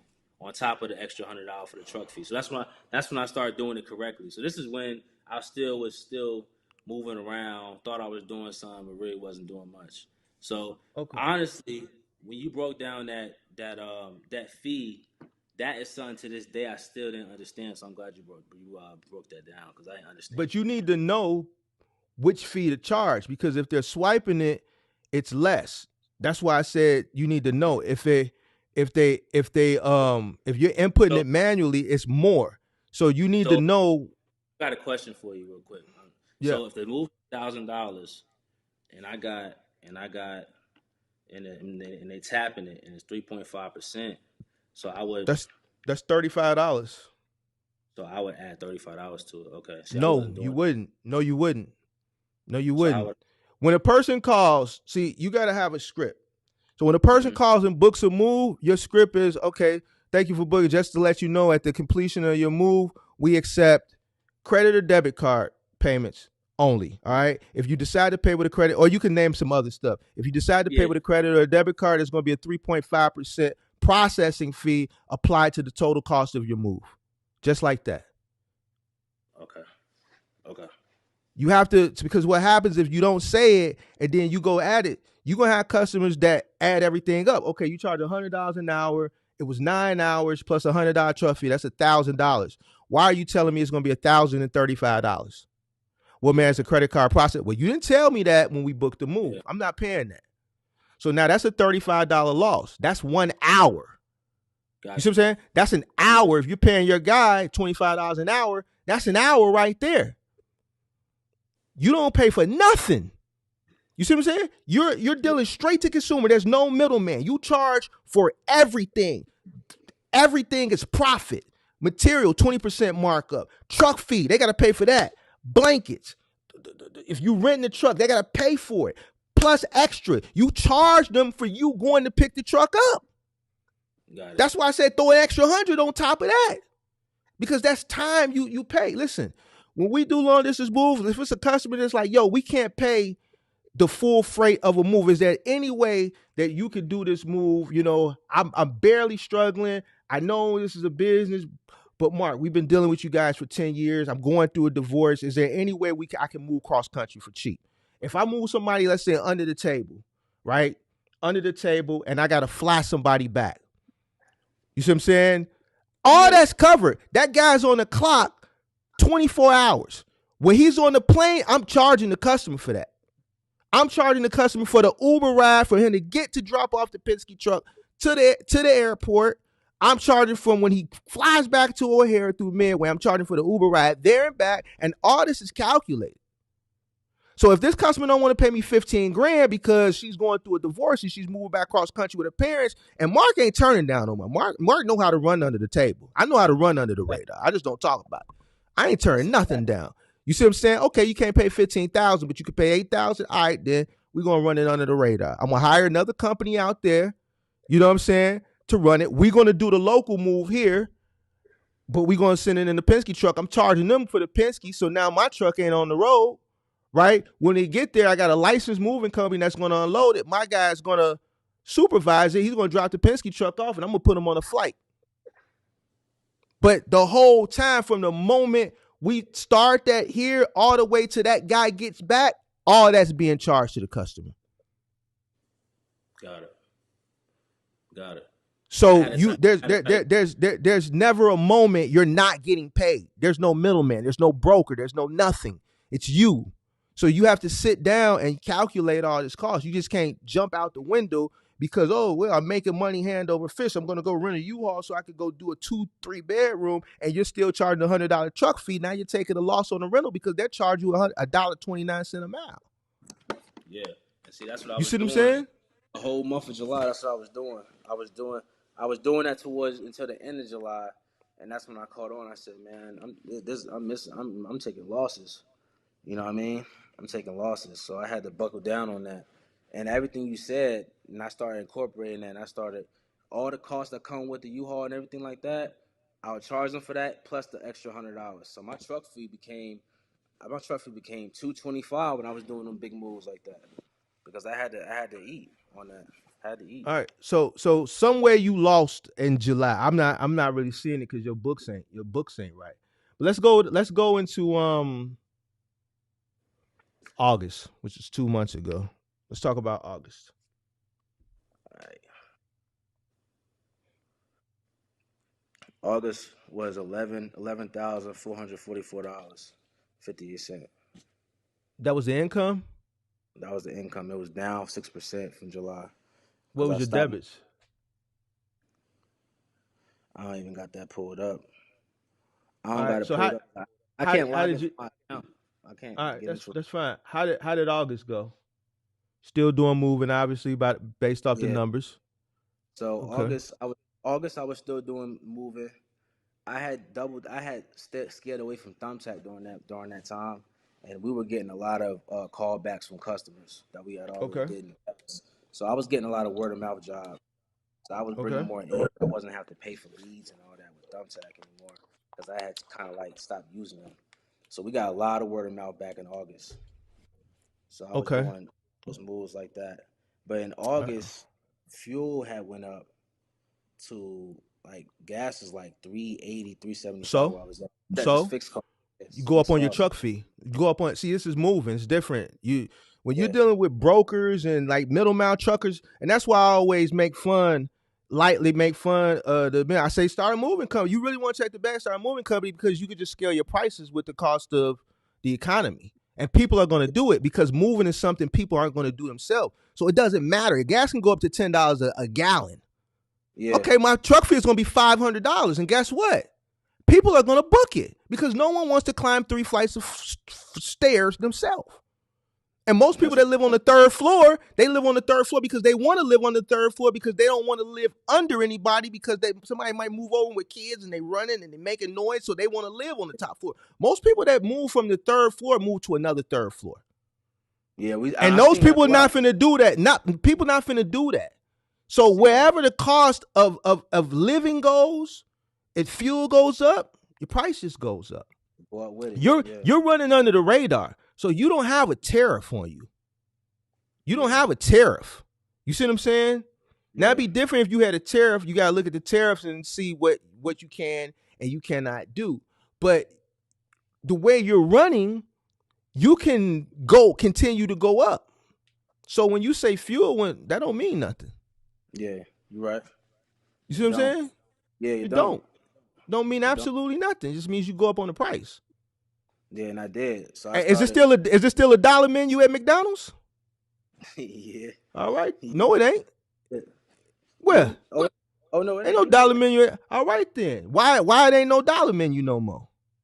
Yeah, they going up. You know what I'm saying? Why is not a dollar menu no more? Because the cost of living went up, so they All got to right go up. then. All right then. Yeah. All right then. So August. So August, I started charging $110 an hour. So I had went up on my prices during August. So I started charging $110 an hour, $175 for the truck fee. So that's when I was and I was doing that for 2 to 3 hour minimums. Now is that the U-Haul? What were you charging for the truck fee for the van? For the van, I was charging still 175. Really You were charging depends on. $175 for a van truck fee? No. It was still $100. It was still $100 for the van. It was still All right. $100 for the. So what happened in But July? I mean I in was still, August. Go ahead. I was still doing a lot of U-Haul moves though, so that's why I went up. Okay. So how did August go? August was good. I profited. It says net income. I made $6,097.60. My expenses was $53.46. Okay. So my expenses were a little higher because of fuel, all that stuff. You know what I'm saying? So it was still pumping. It was slowing down because I stopped using Thumbtack, but we still had a lot of word of mouth customers coming in that was still calling us. So I was still getting jobs every day. Now for Staples that month, I made 4,400 that month because I was getting a lot of pieces, It's and back I to was picking. school. Yeah, and I was picking up extra days. I was working on Saturdays sometimes on Staples to deliver Back to diapers.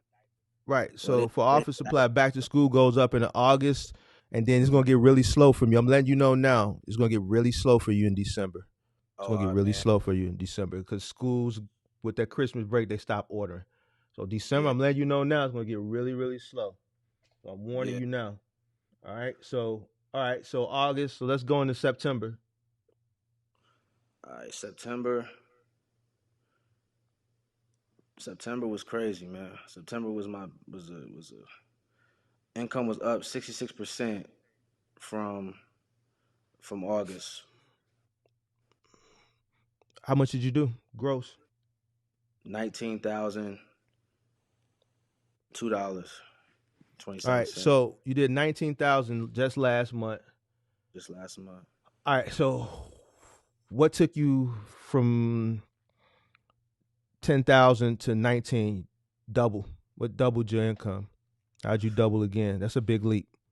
Yeah, because Staples was still kicking up. Like I was making 1,400 each week during Staples because the schools, the pallets was going on, like the pallets Okay. of paper. I was getting a lot of those. I was averaging from the month of September, I was averaging between 180 to 195 pieces each day.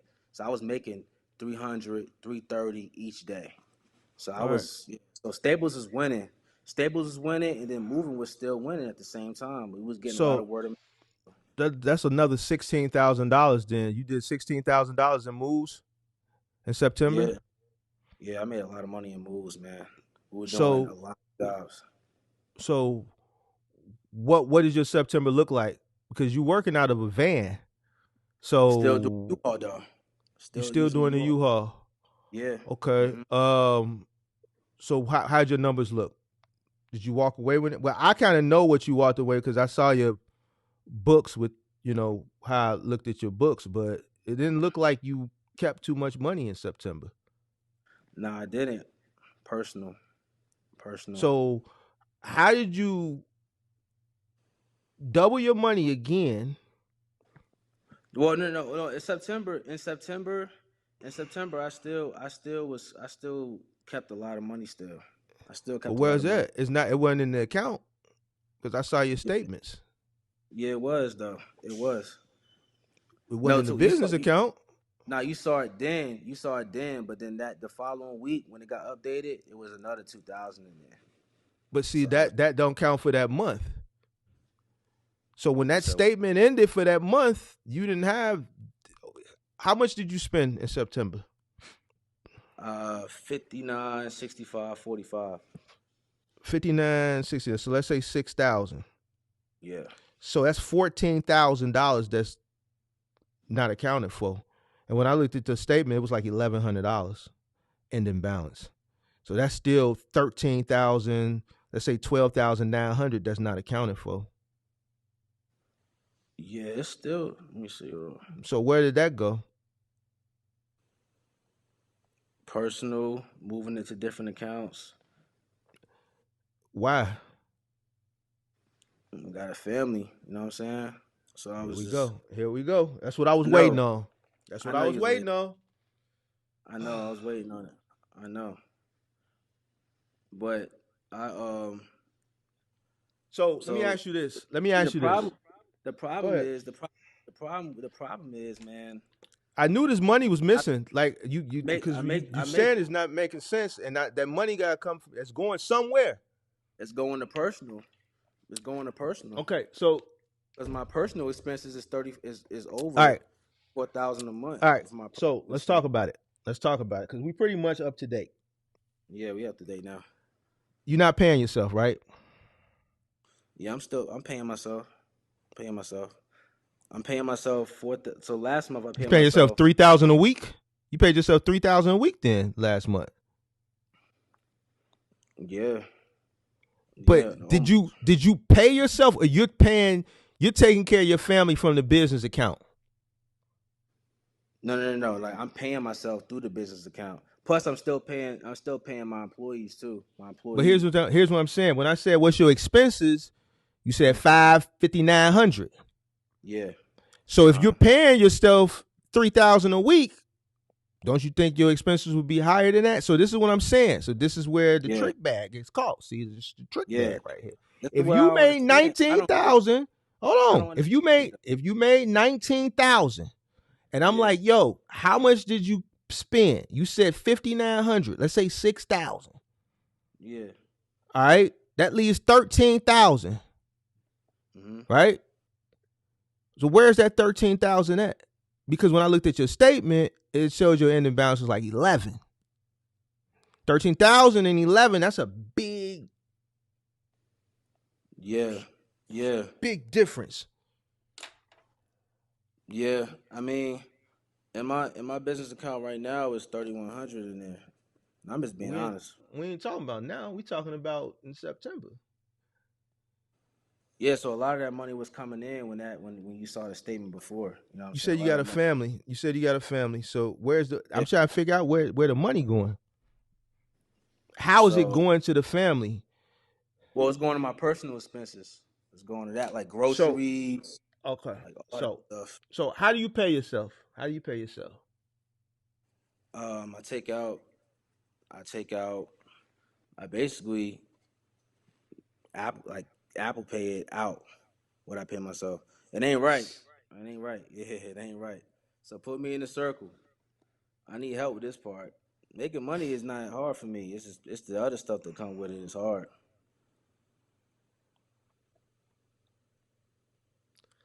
So basically, you spending money as it's coming in. You spending it.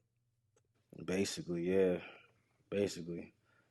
So I need help. I need help with this You part. don't need help. You ain't nothing I can do. You know what you need to do. You talking to me this whole time, and I'm like, these numbers ain't adding up. It's money missing. It's money missing. It's money missing. You said you went from 4 to 7. You went from four to 11, 4 to 12, 12 to 11, then from 11 to 19. All Yeah. right. You operating from a U-Haul and a van. You ain't got no warehouse. You ain't got no employee. You talking about you playing, man, $40 a move and all this stuff. So I'm trying Yeah. to figure out, okay, you say, okay, boom, your expenses is 6,000 from 19. That leaves 13. Where is the other 13? But that's just my business expenses for that month. That's not even including my personal, which is another So 4,000. your personal ain't got nothing to do with the business. What's your personal? Why are you even using that But it word? don't. But that's what I pay myself though. You know what I'm saying? Okay, but see, if you paid yourself, your payment is a write-off. That would be part of your expenses. Yeah. Yeah. Why are you separating paying yourself from expenses? Yeah. You an LLC or an S corp? LLC. All right. So if you're an employee for the business, don't you think that's an expense? That's a taxable event. Yeah. Yeah. So how is that not an expense? Yeah, you're right. You're right. It is. But I'm going off QuickBooks. I need to be looking at my statements. Well, QuickBooks ain't got nothing to do with it. Yeah. So if you where's the 13,000? Well, after I pay myself, then there'll be 3,500 left. Basically, after I pay myself. So you paid yourself 10 grand? Yeah. How? That's what I'm still trying to figure out. I'm still trying to figure out, man. So wifey calls you. I'm going grocery shopping. What you do? Yeah. You just cash out for the money from the business account? Straight from the business account? Yeah, that ain't right. Straight from the business account. That ain't right. That ain't right, is it? That stuff add up. That ain't right, is it? You mean it ain't right, is it? What you think? What you mean to add up? You just if I was a CPA and I looked at I'm like, what is Six Flags Great Adventure? What was this? How many employees you got? Oh, it's just me and my one person. What, you took your employee to Six Flags? Well, so I'm just trying to figure. But I'm saying, so that's a lot of Apple Pay transactions. So if a CPA, like what? So if I'm a CPA and you bring me your statement, say, hey, I need my taxes done, and I'm looking at this and I'm like, man, what's all these Apple Pay? What is this for? Yeah. You gonna say, man, it's my personal. Yeah. So go ahead, put me in a circle, man. Why don't you just pay yourself? Because you robbing from the sustainability of the business. You told me you made 19,000. Yeah. And when I looked at your statement, it was only 1,100 in there. Yeah. Paying myself a lot. That's what it is. It ain't about paying yourself. You paying yourself, you taking from the business. How are you made 10,000 in the business at the end of that statement cycle in your bank account? The business only had $1,100 in there. Paying myself too much. How is it you making more than the business? Yeah. You ain't paying, you robbing the business. You never paid yourself. You just cash apping yourself. That's robbing the business. You never legally paid yourself. You're embezzling money from the business. You're robbing from the sustainability of the business. You're taking from the business. Some of that was Apple Pay, and some of that was transferring to my personal account. So yeah, I'm not doing it correctly. I gotta get up with somebody. You're not supposed to be doing it at all. If you gonna pay yourself that much, you might as well just pay yourself correctly. Do you know what your living expenses are? How much does it cost you and your family to live a month? Let's start there. $3,500. It only costs y'all. That's very, very modest. So if it only costs y'all $3,500 to live, right? And you said minus paying yourself, your expenses were $6,000, right? From 19, that leaves $13,000. You cost you and your family. That's rent, right? Yeah, utilities, rent. Right? Yeah. Food, whatever. All the basic needs. $3,500, which is very cheap. That's very modest. Yeah. All right, so that's 13 right there. So that still leaves $9,500. So even if you paid yourself a little bit more, so that after taxes were deducted, you would still have that $35,000. So let's say you paid yourself $5,000, right? So now you got taxes taken out. You got $4,000 and something because you got kids, so you're gonna get taxed a little bit different. All right, and you got 4,000. You pay that 35,000. You got about a couple $100 left in the kitty, right? Mm-hmm. To put up in case of emergency. You still got the business off to the side. Yeah. Now you got about $8,000 in working capital for the business. So if your living expenses are $3,500, where in God's green earth did that other $8,000 go? Yeah.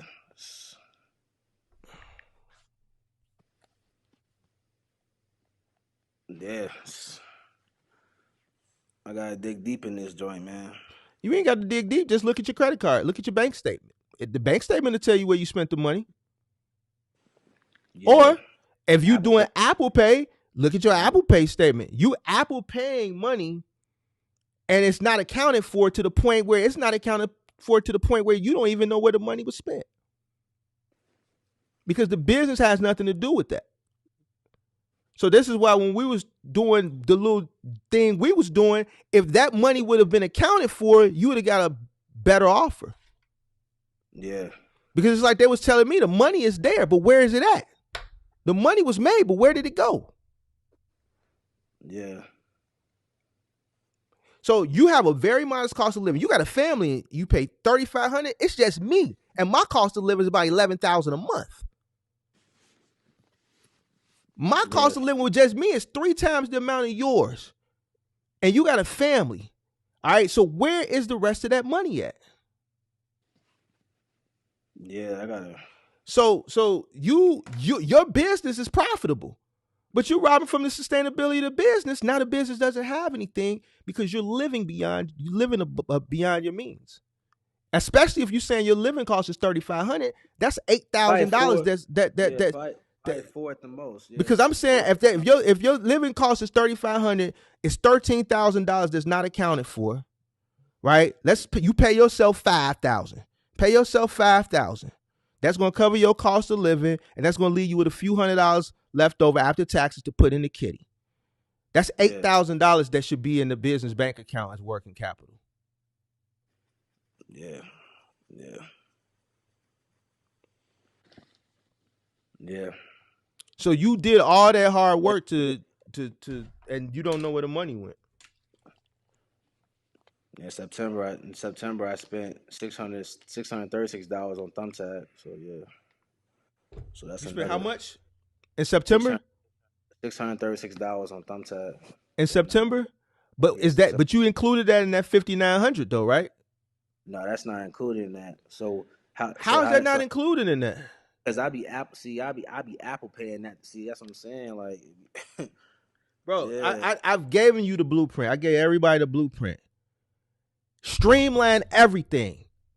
If you got debits coming out of Thumbtack, should be the debit card that you have hooked up with Thumbtack should be coming out of your business account. Get out of this Apple Pay. Listen, you got a business bank account. I don't know. Let's say you bank at Chase, and let's say the last 4 numbers of your checking account, bank account is 111, and the last 4 of your debit card for that bank account is 222. 2222, 4 twos. Yeah. When you sign up with whatever Carry Express with the Staples, when they send you an ACH the credit that goes, it should go into that account. It does. Anything that you spend money for that business should come out of that account, either by ACH transaction or by your business debit card. Right? Even if you got a business credit card, when you pay that credit card, it should come out of that account. Your Thumbtack should be linked up to that account. Your credit card that you put in Thumbtack, it should be that business debit card. Everything should be coming out of that one account. All your credits, when you use QuickBooks and you take payments with that moving, go straight there. It should go into that account. Mm-hmm. Yeah. So if I say, okay, where's the Thumbtack money? How come the Thumbtack money wasn't in the $5,900? I don't know why. It's not saying like I don't know why I was paying like that. You know what I'm saying? Like, so how are you paying the Thumbtack? You said with Apple Pay? I would cash it out on Cash App, and then let them use How? that. So you using a Cash App card for Thumbtack? So what happened was I got my business card connected to the Cash App, and every time Thumbtack will take money out, I would subtract that. Yeah, I'm Wait, doing how it are you wrong. paying Thumbtack? How are you paying Thumbtack? So I use my Cash App card, So but you I would, using a card that Cash App mailed you. yeah, and I That so have my, you have a Cash App debit card linked up to Thumbtack. yeah, And Thumbtack is a business expense because it's a lead generating service. yeah. So I should have been Why is using that my not hooked up to your business debit card? What not does doing it Cash right. App got to do with your business? Exactly. I gotta stop that. That's one mistake. That's hey, you right. No. Listen, whatever income comes in needs to come in that account. Whatever is coming out of that account needs to come out of that account. Right. Streamline everything. So at the end of that statement, at the end of that cycle, you can look at that statement, ending, statement, balance, boom, September, credits, 19,000, debits, 19,000, ending balance, 0. And then you'll be able to go back and see an itemized list of everything that came in and everything that came out. All right. You got Cash App, Apple Pay. For what? Yeah. It's easy. Use the same account for everything. You making it hard on yourself. You have a business bank account. Okay, you're with T-Force now. Give us here's your 1099. Here, fill out this form. Put your ACH, your routing number, your account number. That account. When you pump gas, use the debit card associated with that account. You buy Yeah, I do supplies, that. use the debit card associated with that account. You sign up for Thumbtack, use the debit card associated with that account. Yeah, I was using everything but Thumbtack on there, and the Apple Pays and all that. No, so Just so okay, well that's 600. So where's the other 7,500 at? Or took it 7,400 there? out and cash. Like, Cash is what? What y'all was going out to eat? nah, not even really that. I got it in That's cash. It didn't take 7,400 is a lot of money. So where's it at? I think, but you know what though? I'm not gonna lie. Like, I gotta go to my actual debits and see the exact gross that I made because on Thumbtack, I'm sorry, on QuickBooks, they double up a lot of the transactions up here because it's double. So I have to go to my actual debits to see how much I really made that month. Because I don't think that's even. I think some of my numbers is off on this You quick. see, and this is the thing. You keep talking about QuickBooks. You keep Uh huh. talking about QuickBooks. What does QuickBooks got to do with this? Well, because that's what I was using to see what I was, tracking my stuff. You know what I'm saying? If you streamline your business, you don't even have to, you could just use QuickBooks just to take your credit card transactions. Okay. You're inputting stuff, and that's fine. Mm-hmm. But if you use the same bank account to handle your credits, use that same bank account to pay everything.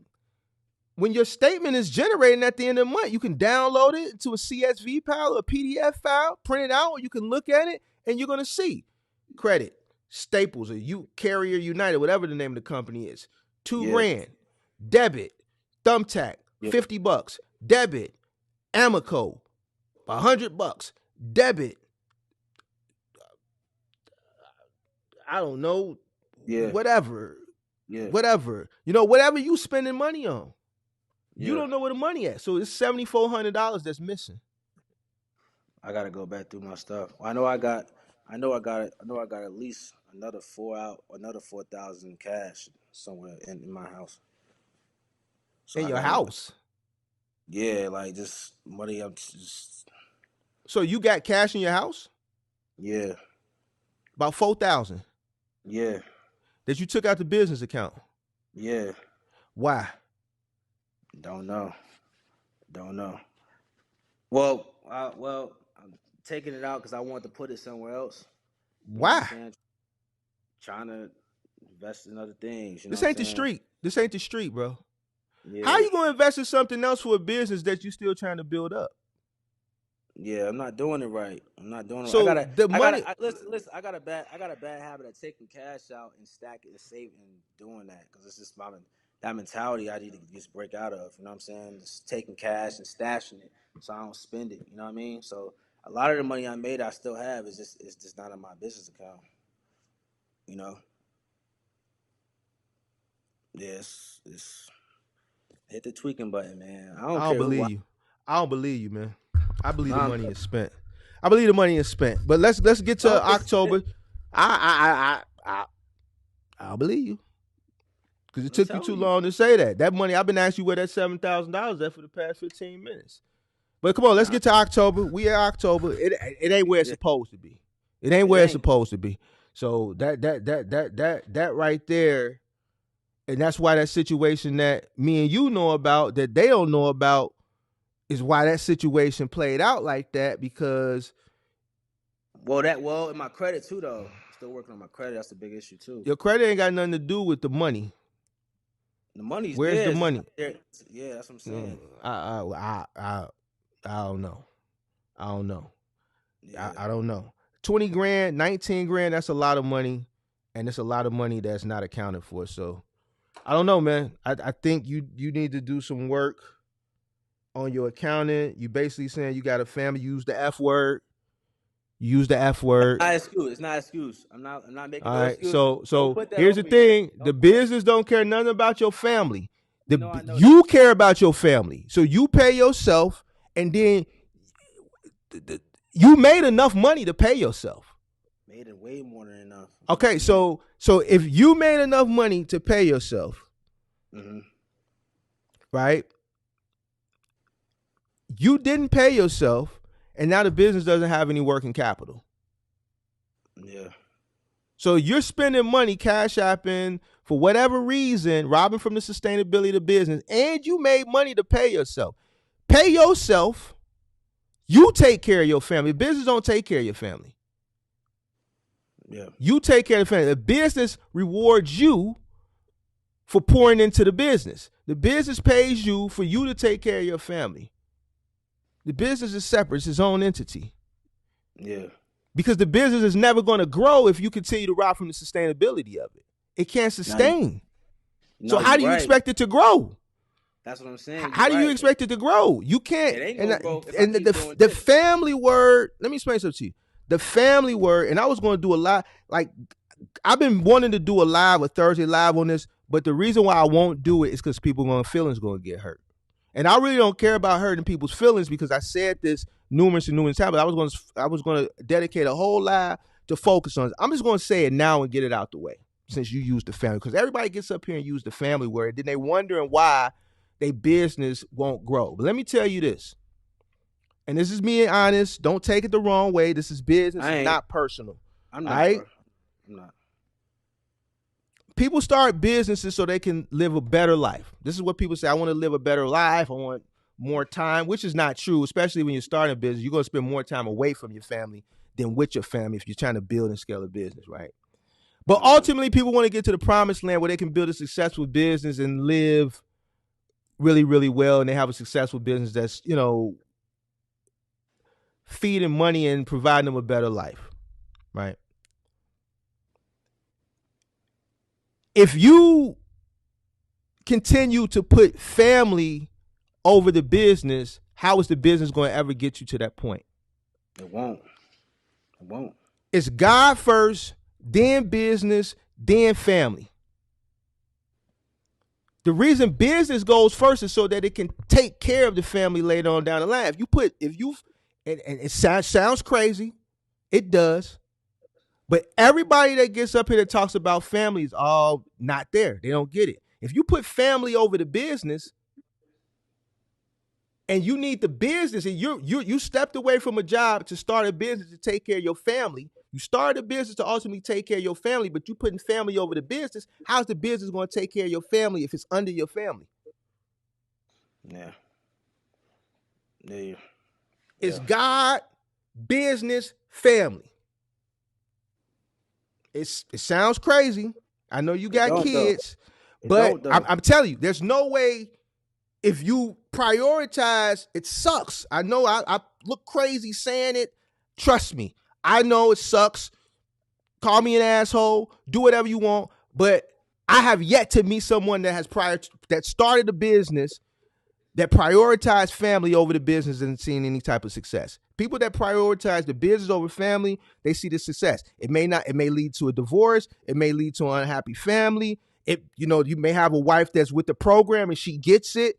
Everybody's situation is different, right? My situation is different. I should have been married twice. No cap. But one of those exes said she'll never date an entrepreneur again. She said, I will never date an entrepreneur again. Never. I need my time. It's God, business, family. Business can't take care of the family if it's down here. If your priority is putting more time up here, some gonna have to give. It's never gonna be a equal. It's never gonna be equal. It's never gonna be equal. Yeah, right. Hold on, bro.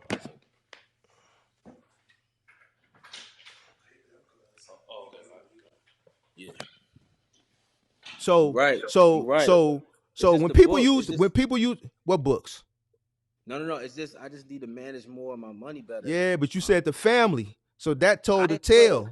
No. It told the tale. Man, Mark, I got a family because Sirius Lane said it, and a lot of people got up here and said it.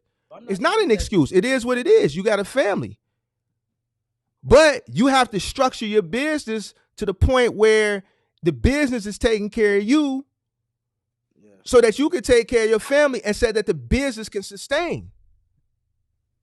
Yeah, you can't make the money 19,000 doing what you're doing in a short period of time. That's great. Yeah, the red there. But you're not prioritizing things appropriately. The sacrifices have got to be made. You're not making the sacrifices. The money is coming in and it's coming in. You see the money coming in, you spending it. If your cost of living for you and your family is $3,500 a month, then that $3,500 you need to pay yourself accordingly, and a little bit more to put in your personal kitty for in case of emergencies to save on the personal aspect, right? Yeah. But that business needs to sustain. Anything can happen. The business should be making more money than you. But you're robbing from the sustainability of the business because you're prioritizing family, and you should be prioritizing business, especially in your first year, because you're trying to build it.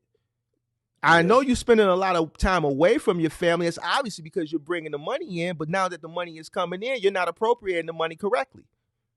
Yeah. It's a fact. So you need to appropriate the money, which means you're going to have to sacrifice your personal. Just because you're making more money now than you made before, it doesn't mean it's time to splurge and live a high life. Because that $7,500 that you don't know where it's at, that could be aggressively paying off brother-in-law. You know what? We got an extra $7,500. I'm gonna take $2,000 of this. I'm gonna take $2,500. No, I'm telling you. I got $7,500 in net profit this month. Let me go ahead and get brother-in-law up out the way. We here now. Q&A. My first question, because here's the thing. If you got that much in net profit that's unaccounted for, that's in the wind because you probably done misappropriated it, $7,500, $2,500 can went to brother-in-law. Not only owe brother-in-law $7,500, I'm finna aggressively pay him back. I got a formula, I'm making money. I can't scale because I'm in debt to him. Let me aggressively pay him, get him his 10 racks back. The money right here.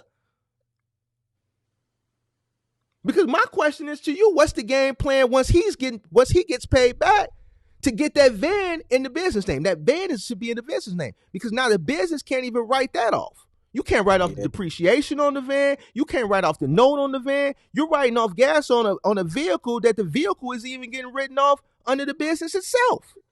Yeah. So you're missing the depreciation for the 1 year, and you're missing the write off on the finance charges. And that's one of my goals. But you're paying the bill for it. Yeah. You're paying the bill for it. Yeah. No, you're writing it off. I'm sorry. I got that wrong. You're writing it off because you're paying it out the business account, right? Yes. All right. But it's not in your business name. No. Not yet. No. So what's the plan for that? What's the plan for that? Well, He actually hit me up about 2 weeks ago about that, and I was saying that I'm still working on getting my credit right. So I'm trying to get my personal credit because you got personal guarantee it. You know what I'm saying? And Well, here's my, the thing. He already got it in his name, so in order to put I'm it trying in to the switch. business, you I'm ain't gonna trying to be able to switch. do it. You're not gonna be able to Well, do it. You're gonna have to I was refinance. You're gonna have to hold on. You're gonna have to refinance it, yeah. or he's gonna have to sell it to you, but he can't sell it to you because the bank still owns it. Now, if he owned it outright and he just wanted to switch it over to, he could sell it to you for $1. He could write up a bill of sale, sell it to you for $1. Right? The reason why you sell it for $1 so you can pay less sales tax on it, county tax. I don't know how it operates out there. He sells it to Yeah. you for $1, and then you could go to the DMV and put in your name. But since the bank still owns it, then you're gonna have to go through some refine, which is I wouldn't do it. So this is why I'm saying, like, You say you want to do what? You want to refinance it? hell no. Not to my personal name? No. Why would I refinance it? Why? When did you get the van? Earlier this year? April. Yeah. And what's the interest rate on it? 9.6%. You paying 9.6%, which ain't bad. So he's got excellent credit. Excellent credit, man. So Yeah. no, I would, and this is what I'm saying. You got all that money that's accounted for. First thing I would be trying to do is pay back that down payment. So you've had 7,500. I would have gave him 2,500 of that. That would have left me with 3/4 left away, and I would have aggressively tried to pay him back and be like, man, look, I paid your money back in before the end of the year. Can we just call it even? Do you want interest? Boom. Now I got him out the way. You know, you still got netting about, if you continue to go the way you going, you netting about $5,000 a month. So now you looking at about $20,000 in cash flow by the end of the year. Because at the end of the year, February, you're going to turn up. You're going to turn up in November and February, following my blueprint. Yeah. Because I'm going to tell you the moving going to slow down, and I'm going to put you over here. I'm going to tell you where to go get the money at on the final mile side, on the undercuff. You see what I'm saying? Because Yeah. you got the van, because that's where the money going to be at. So you're going to run it up in November and December. So man, you could easily have 25,000 continuing to go with my blueprint by the end of the year. But you don't know where the money at. I need help with that. I'm telling you what to do. So now this van, he gonna have to just continue to. You just gonna have to continue to pay the van, and once the van is paid off, whenever 4 or 5 years or however you do it, he's gonna have to sell you that van for $1. You know, sell you the van for $1, and then he can sell it to the business, whatever your LLC is. He can sell it to the business for $1. All right. Yeah. Boom. If you got questions for Zoe, put them in the chat. Put them in the chat. All right. So what's the business up to now, current day? We in the first week. I still doing moves. I made 700 today doing small jobs. I had 3 small jobs today. It's a couch delivery. What else? I had the move. I moved a mattress in 5 boxes from a 3rd floor, and then we had there was one more job I did right before that. Man, what was that other job I did? All this was done in the van? Yeah, everything was done in the van today. It was all small jobs. Yeah. And you still did staples? No, so I gotta put my truck in the shop because it's stalling real bad. So I gotta put it in the shop tomorrow. So the van is down. So the van is down? It's not down yet, but I'm putting it in the shop tomorrow. But I have a warranty on it. Did you run staples today? Nah, because it's not.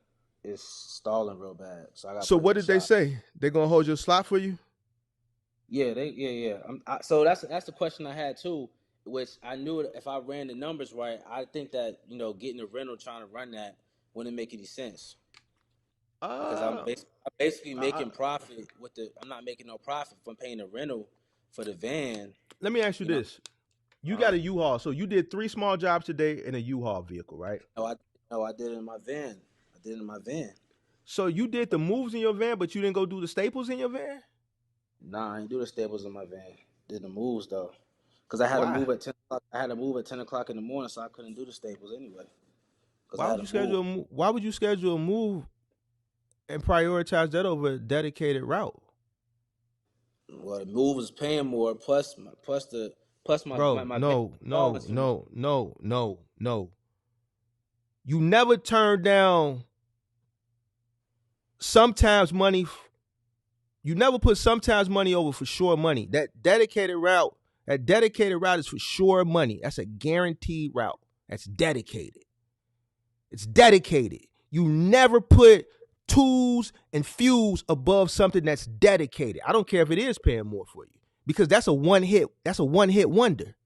Yeah, That Staples is Monday through Friday. It's gonna be things that's gonna get thrown at you all the time. But you show loyalty to the people who's giving you steady flow, because that's for show money. You don't never put a two and a few and tools and fuels over for sure money. I don't care how much money it is, because that for sure money is going to outlast them tools and fuels. yeah, You don't do that. Don't do that. Don't do that. Don't do that. You gave them your word, dedicated. So, it is what it is. Because if you went to go do them 3 moves, you should have went to do to take care of your responsibility and your commitment to Staples. Because that's what a good businessman to do. You have a commitment with them. yeah. See, now you Yes. chasing money, and that's not good. It's not good. You got a commitment. You should have went to Staples. But you made 700. You made 700. And So tomorrow what I you do? put in the van, huh? So what I do? That's what I'm saying with the van thing, with the van situation, renting the van. What would that like? I'm not really gonna be making no money if I'm still paying the rental van. Well, Do have you called Penske? They trying to get it. They call me every day. Mark, please, please, we begging you. They told me 200. Well, that's me, but 200 and like 10 cents a mile, some goofball stuff. I'm like, what do you want me to do with it? What do you want me yeah. to do? Why you quiet? Why So it's Reyes? so Why you keep calling me Reyes? Reyes, stop calling me. Reyes, stop so calling me Reyes.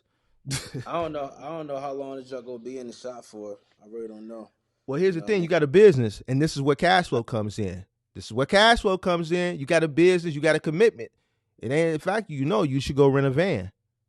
You take care of your commitment, even if you break even, because now your cash flow is floating you while your van is in the shop. Plus, it's paying for the cost of the van to get fixed. It's paying for the rental. You have income coming in because you're handling commitment. What did I tell you about those routes? Your brand Yeah. breaks down. I'm a dog. I'm in there with 9 vehicles. Man, that's how I used to take people's stuff. I couldn't wait for somebody's stuff to break down.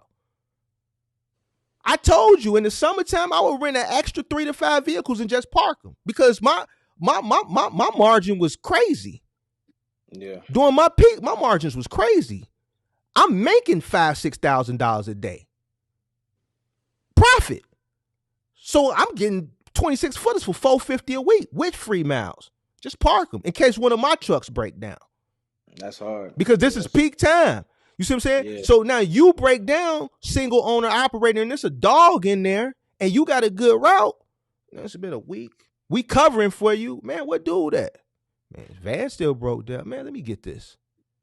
Well, if his van's not out the shop by Wednesday, then we'll just give it to him. We'll figure something else. I don't want Me and that. you might talk. Me and you might talk in the shop, and I think you're a cool dude. I know you got 2 kids and stuff, but man, I need that. I need it. So you sitting up here telling me, man, so what should I don't know. Should I rent a van? What you think? Yeah. What you think? Because if it's a dog in there that got people, access to capital, vehicle, but you never know. Somebody might come in there. Yeah. Because if I was in there and you had a good route and I could take it, man. Yeah, I know he got kids and but man, dude, this is an extra 300.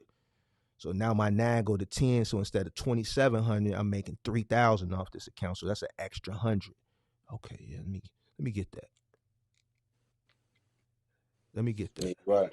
Yeah.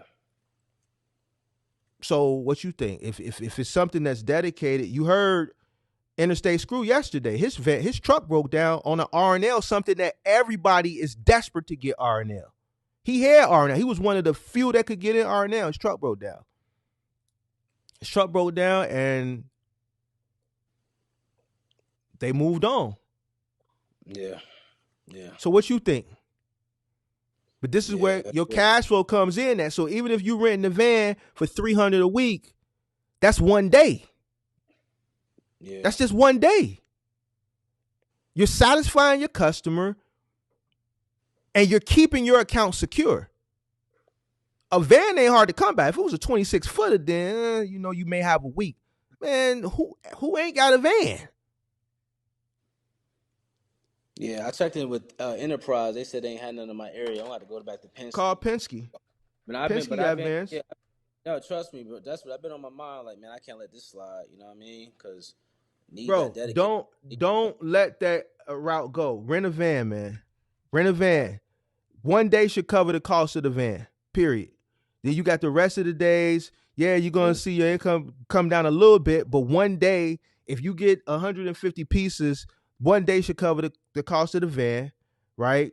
Maybe another half a day should cover the cost of the mileage for the week. And then whatever your fuel and other variable costs, you're still gonna make money. But you're gonna make less money because you have this added expense, but you're still satisfying the customer and you're keeping your asset, which is the account, and safe. Because if I was in there and I seen it come, I'm trying to take it. Because it wouldn't be nothing for me to just add another van. I ain't gonna hold you. It's a lot of it's a lot of people in there that's like slacking like that too. You know what I'm saying? But see, you can't worry about what them, because all it takes is one person to step up. And I've been having that same mindset. I want to snatch somebody else's stuff because that's how slack. But you ain't ready to snatch nobody else's stuff because you ain't got the dog in you yet. You misappropriating funds. You putting family over the business. It ain't here yet. Your heart ain't black like that. Is you gonna know somebody got 3-4 kids and they come up missing and you be like, you get in with the operation, I need that, and take it, and then knowing in the back of their head that now you took that account from them? You ain't ready for that yet. You ain't ready for that yet because the way you operate in your business, you prioritizing the wrong thing over the wrong thing. You misappropriating funds, and you're not ready for that. You need to focus on that. You asking me, should you go rent a van to run your account? What you think? Yeah. Of course you should go rent a van. You have a commitment. Not only do you have a commitment, you don't want to lose it. It was a guy literally up here yesterday that said his truck broke down for an account that everybody wants, and they moved on. So yeah, go get a van and cover the account, man. All right. Dang, I got ripped tonight, man. You didn't get ripped. I mean, it's just you got a free consultation in the form of your testimonial. I mean, a lot of the stuff that you're doing is common with a lot of people, but man, business is business. People have to separate business from personal, and the personal, when you're a business person, it's different from who you are as a person. And then eventually when you become a good businessman, you're going to even when you're out with your family, you're going to, like I was talking to somebody yesterday, it was like, man, you real frugal with everything personal. Like I account for everything. Like I'm OCD with it, even on my personal, because it's just innate in me from being a businessman. You got to understand, at my peak, I'm dealing with 30, 35 people, 15 trucks. I can't misappropriate anything. You see what I'm saying? Because I got people that depend on me. So no, you gotta tighten up. You gotta tighten up, bro. So any questions? Yeah. You got questions? Or I'm talking about the chat, but anybody in the chat got questions? 5-Star said you about to lose that staple contract. See, I didn't even see that. So he's basically saying the same thing that I'm saying. He's just saying a little bit more harsher. Because even if don't nobody step up and want to take it, they may just move on. I'm pretty sure they got applicants. And here's the thing. If people order things from Staple and they're giving them, the API is giving them a delivery date for, let's say, tomorrow. Now, tomorrow when you don't show up, whether you call off or not, if they can't distribute that route, let's say if it's 150 pieces, now they got to figure out, hey, Hector, can you take 10 pieces? I know this is sort of along your route. Then they got to try to put 10 pieces on this van, 10 pieces on that van, 10 pieces on this van, 10 pieces on that van. And eventually something going to get left behind. Somebody's going to not be happy. Some customer is not going to get their order, right? It's just not going to get their order. And if your van is gone for the whole week, they're going to have to deal with that every single day, to the point where they're just like, man, go through the application. Let's see, do we got anybody that's already been through the onboarding process just waiting to come in and get started? So, this is why I always had extra vans and extra trucks just sitting there, because I got to dedicate. I'm not trying to lose it. It's easy money. Yeah. And when I was covering Office Depot, I swear to God, I'm not lying. Everything I love, every day I would get a call, because in Chicago it's 43 routes. So I don't know, it's probably not 43 routes out there in North Carolina, but Office Depot here, about 20 routes. Okay, so here was 43 routes. 43 routes, somebody calling off every day. I'm the biggest contractor in there. A third of those 43 routes, I own them. Right? Mark, you got an extra truck or a van that you can send us? We had a guy call off. I know we call you every day. No problem. Man, this guy, we've been covering this route for the past week. Yeah, his van, I need this. This is how I built up to 9. I didn't just come in the door with 9 vehicles doing office supply delivery. This is exactly how I built up. We were doing good with the office, but not the Office Depot, with the IKEA. They also had Office Depot in Granger. Man, can you help us out with Office Depot? Yeah, I can help y'all out. Start with 1, went to 2, went to 3, went to 4, went to 5, went to 6, went to 7, went to 8, went to 9, and then sometimes we would go to 10. Every day they would get a call. Some days I would be able to cover it. You know what I'm saying? A route. Some days I would. So maybe 2 to 3 days out the week, I cover somebody that didn't show up. Yeah. You see what I'm saying? So I'm trying to get to that point, man. But you gotta. How do you think I got to that point though? Yeah, straight. I definitely didn't get there misappropriating funds. Granted, I didn't have a wife and a kid. I lived at home, but that was the sacrifice. I was dating somebody. She wanted me to move out. I told this story. She wanted me to move out of my mom's crib. I'm making money hand over fist. I'm way past starting a pickup truck now. I think I'm at like 4 or 5 trucks now. I'm still living at the crib. She knew I was making the money because she got to the lifestyle change. She got nice Christmas gifts and Louis Vuitton, and I went to one of my employees' weddings in Vegas that year. We flew out there. We stayed I think we stayed at the Mandalay, one of the suites, and we gambled and we dressed good. We went shopping. We had a good, the money wasn't no issue, but I wasn't ready to move out because I know moving out was going to be a personal expense that I wasn't ready to take on yet, because I had a bigger plan, and that money that I would have had to pay myself now to cover the cost of living, I would rather reinvest that back into the business and pay myself less. When it got time for me to move out, I moved to where I wanted to move, which is where I'm at right now. I've been here since 2014. So I didn't want to even take stepping stones as far as life. I own a moving company. It sucks to move. You think I want to move? No, I said once I move, I'm not moving again until I get married. So I'm gonna buy something that I'm comfortable in. You see what I'm saying? And when it got time to move that, I aggressively started paying myself more because I knew I was going to have to deal with the bank. You see what I'm saying? So I got up to paying myself $7,000 a pay period, just so that when they came back, that going back to look at my check stuff, okay, he can afford this place. So those were the sacrifices that I made. By the time I moved into this place, I was at full scale. I made sure I hit my goal before I left the crib. Because once I hit my goal, the business had already it could sustain itself 7-8 vehicles ago.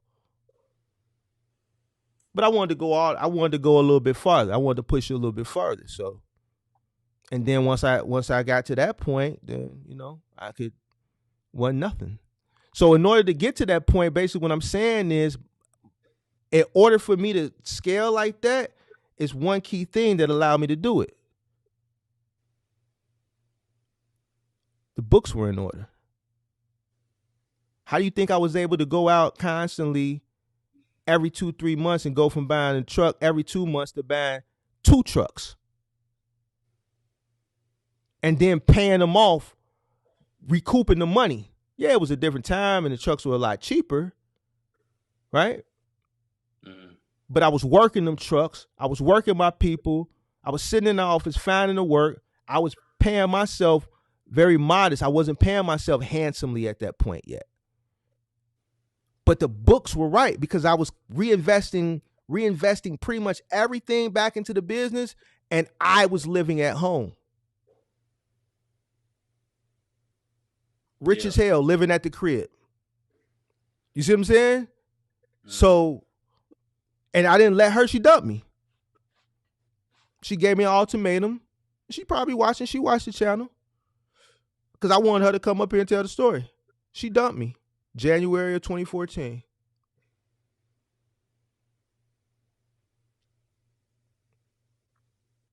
Nothing stands in front of me in the business. Nothing.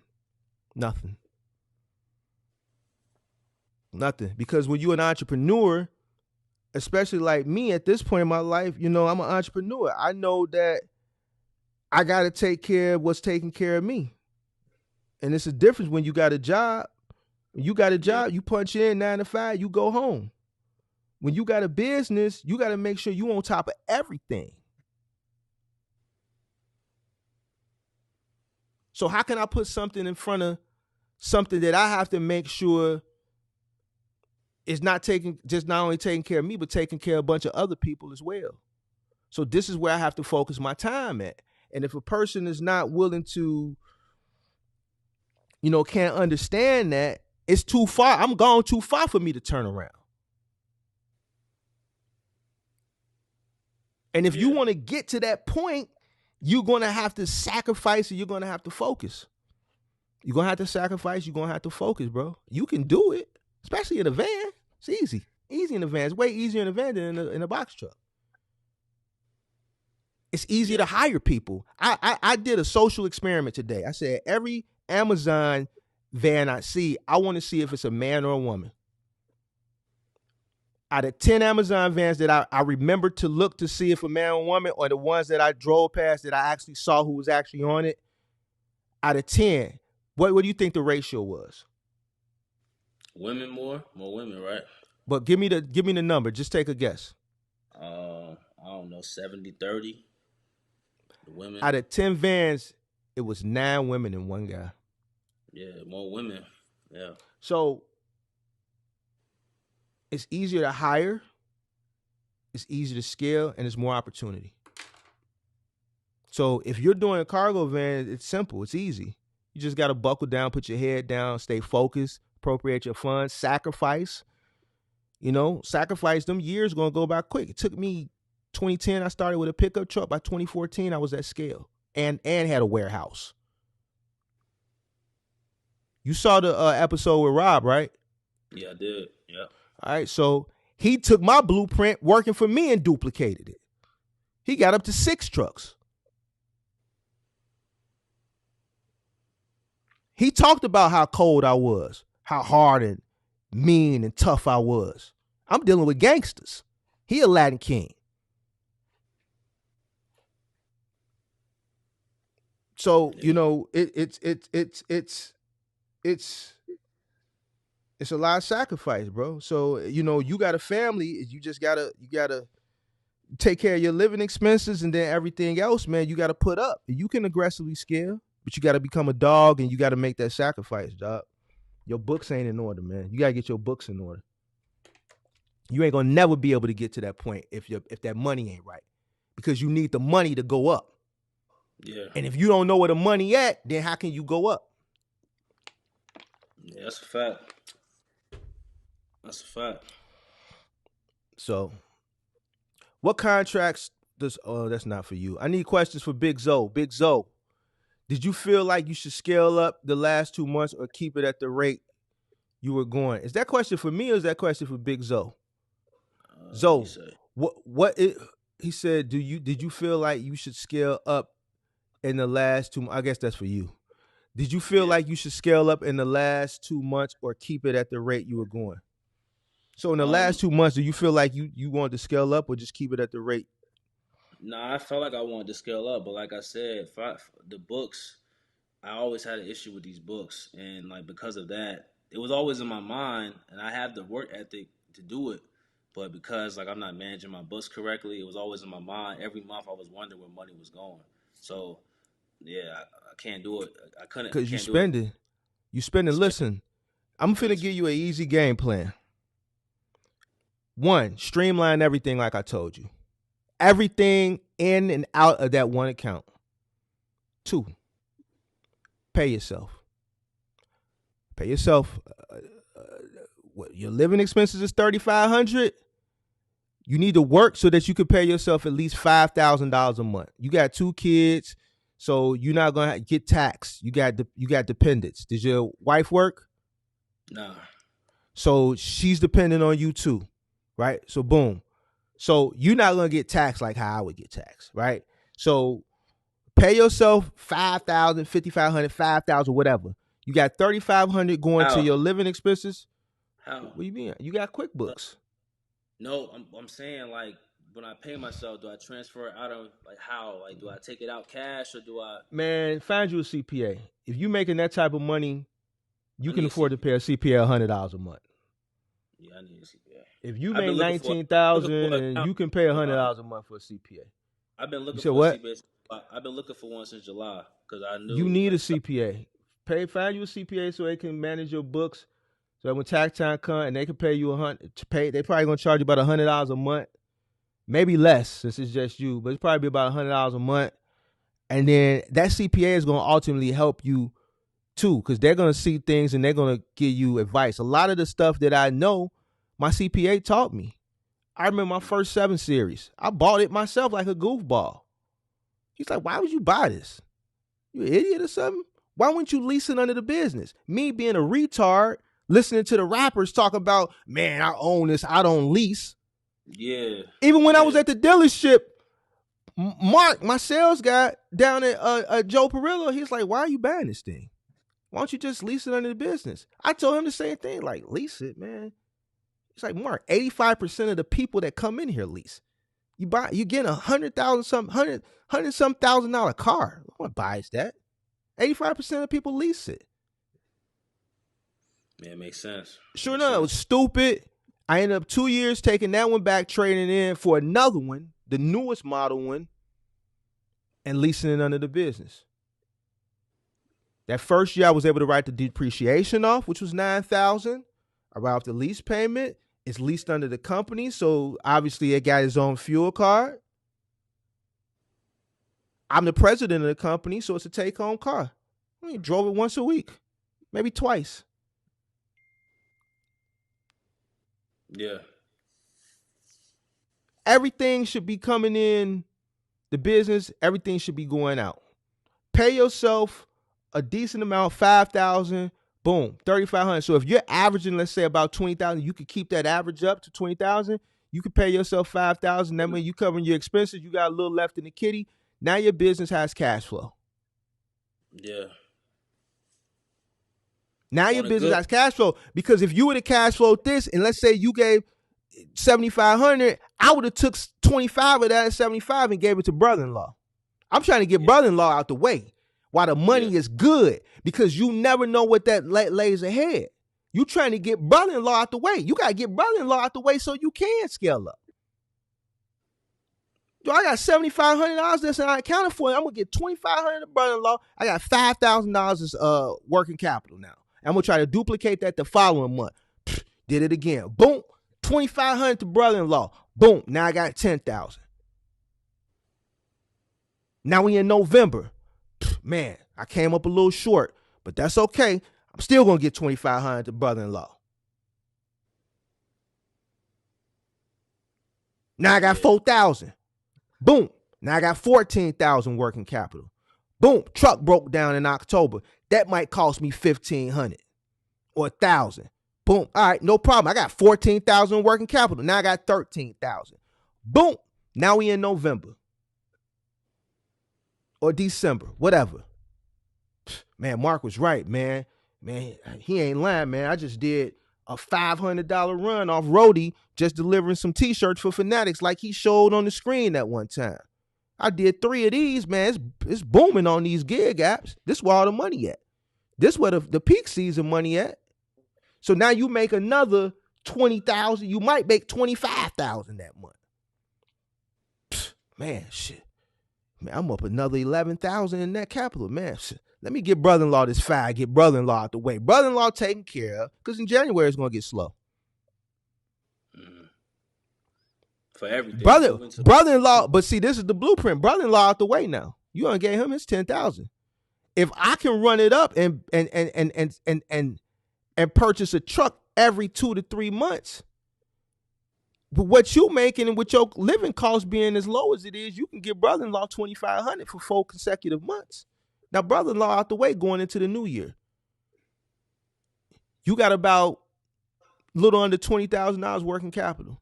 You sacrifice it. Y'all living a very modest lifestyle. Y'all taking care of the kids, the family. You do the same thing all next year. You turn up. You got to work like a dog. You starting a business. You got to work like a dog. You do the same thing. Now you got a full year to do it. All next year. You're going to have up months, down months. But now you know the blueprint. Mark gave me the blueprint. I know in March, it's time to turn up. Because March, you're going to start seeing the move and pick up. April, a little more. By May, you gone. May, you should be running every day. June, every day. July, every day. August, every day. September, every day. Boom. Now you running that. Now you got the full year because you started at the beginning of the moving season all the way to the end. Boom. 6 months, if you should be able to put away about $50,000. Yeah. Yes. Mm-hmm. So now, and at the end of that year, when moving season slows down, after you work your butt off, that moving season, you sitting on about let's say you put away about $50,000, $60,000 in cash flow, maybe more. Now, you know what? Brother-in-law he paid off last year. You know what? Let me flirt with maybe another van. Let me go look in the laser ship and see what they talking about. I got the money now.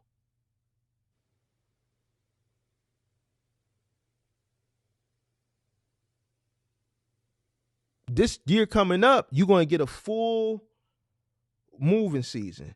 And since you know the business, if you're going to rent a truck and you really going to do it, once you build out your moves, you'll be able to schedule them out weeks ahead of time. You know, the last week and the first week of the month is moving weeks because people's leases end on the last day of the first day. So that last week of the month, that first week, now you starting to take your moves ahead of time and you schedule them. Boom, you know, one bedroom going to take 2 to 4. So boom, I got a crew schedule from 8 to 12 here. You can go do your Staples route. You renting a Penske truck long term. Boom, go ahead and get you a 16-footer. Follow the blueprint. Pay the little $350 a week. Pay the little funky 15 cents a mile. Keep the truck. One move is going to cover that. Boom, keep that truck. Now you got a crew out working while you doing the Staples. And then you can join them at the end of the day.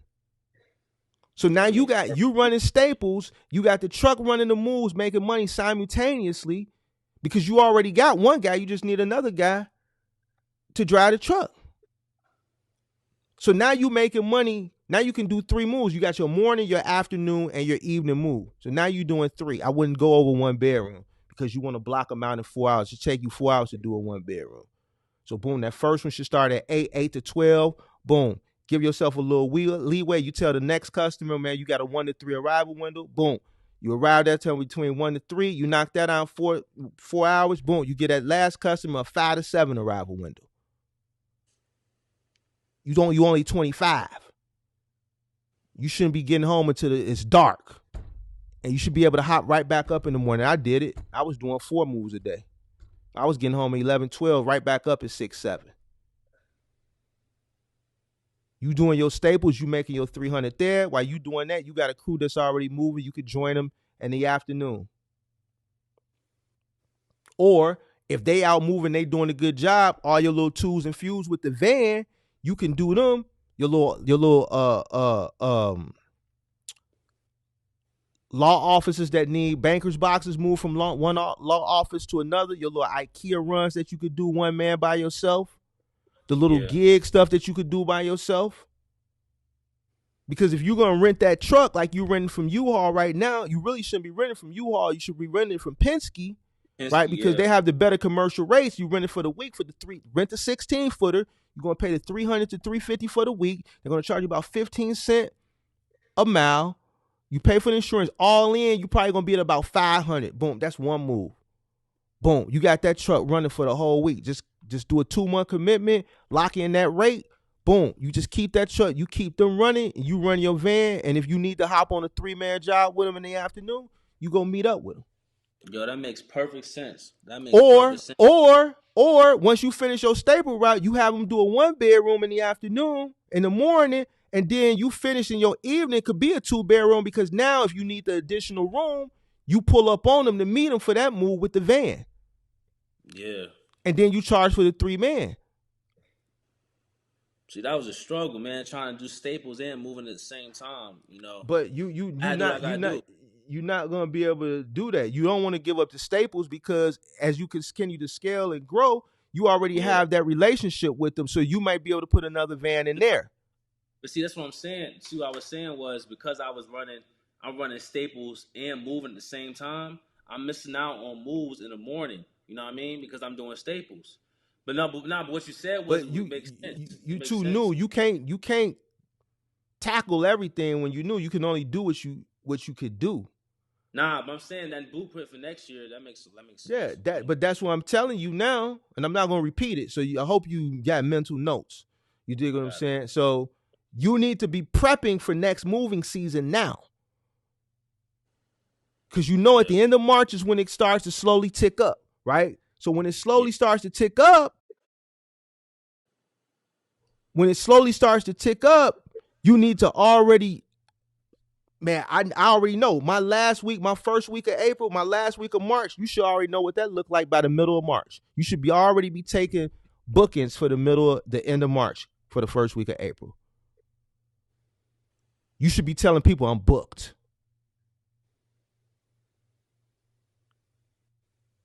yeah, So that's your blueprint. You know what I'm saying? So you need to be focused on that now and trying to find out if you can find another guy. Build that out and work in 3-man teams so that way, boom, when you need to come off, they're working in 2-man teams. You got them doing 2-man run, first floor, no more than 2 flights. You don't want to send 2 guys to do 3 floors, 1 bedroom and down. And then if it's a 3-man, boom, my staples route going in, I can hop on the truck with them for their second job or maybe their third job later on in the day. You know what I'm saying? And then you just run it like that. Now you got 2 because you already got a guy and you already renting the truck. You just rent a truck from the wrong place. yeah. You are, yeah. So Yeah. you just need to appropriate your funds right, and you need to buckle down and sacrifice, and that's it. It's just you just you know. Yeah. Let me see. It was another question. How many stops does your Staples run? 49 to 55 stops a day. 49 to 59 stops. 49 to 50. You said 49 to 59.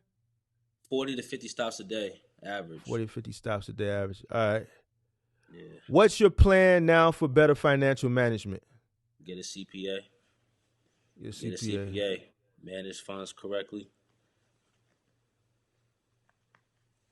Which I should have did. Now that you have heard what needs to be done, what are you thinking that you're going to immediately do differently tomorrow or next week? What's the first step plan you're going to change? Look for a CPA. Get this rental truck. Put my truck in the shop, and get back on that Staples route and continue get that CPA. Continue doing the moves. Manage his funds right. Really. So what I would do for you with the Staples route, instead of renting a van, I would just rent a 16-footer. I would rent a 16-footer, because you're doing pallets of paper anyway. Just rent a Yeah. 16-footer, kill two birds with one stone. I mean, it ain't too much of a Yeah. price difference from the band with Penske. It's giving you more room so that you can easily just transition at the end of the day to a full 1 bedroom move. That makes sense. Big Zo with the cargo van for 118 miles, 9 stops at $7.50 per stop and 60 cents per mile. Is that a good rate for the mid-America market hauling auto parts? I What don't you think with he you? would know that. I don't think he would know that, Wait, Charles. is you with US Pack? Is that US Pack? No, Because they do auto parts, right? they do Because auto parts. I had a contract with US Pack, but I had to turn it down because they wasn't paying right. I ain't like them.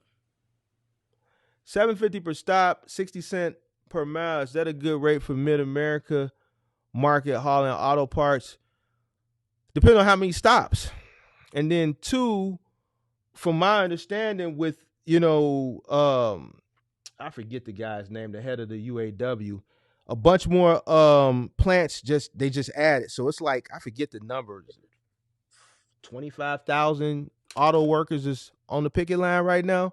So as more plants start joining that strike, they already said, Ford already said they got like another week of the and then that lag is gonna be non-existent. Basically, the lag is, that plant that was producing those auto parts that they shut down, they had enough auto parts produced that they could keep pumping out for this past week or two. But now that 2 week lag is out. So next week, you're going to start feeling the effects. So if you got a Ford, Chrysler, or GM, pray to God that it don't break down.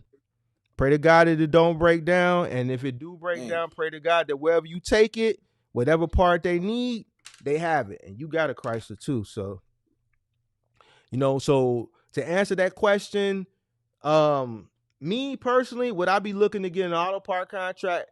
No. And the reason why is because what's this guy's name? I look this up every day. And I know this guy's name. I just can't think of it on the top of my head. Union president. What's his name? Sean Fain. This dude ain't nothing to play with, man. He ain't nothing to play with. This guy right here, Sean Fain, ain't nothing to play with. At my 43 years on this earth and keeping up with different strikes and stuff, Sean Fain,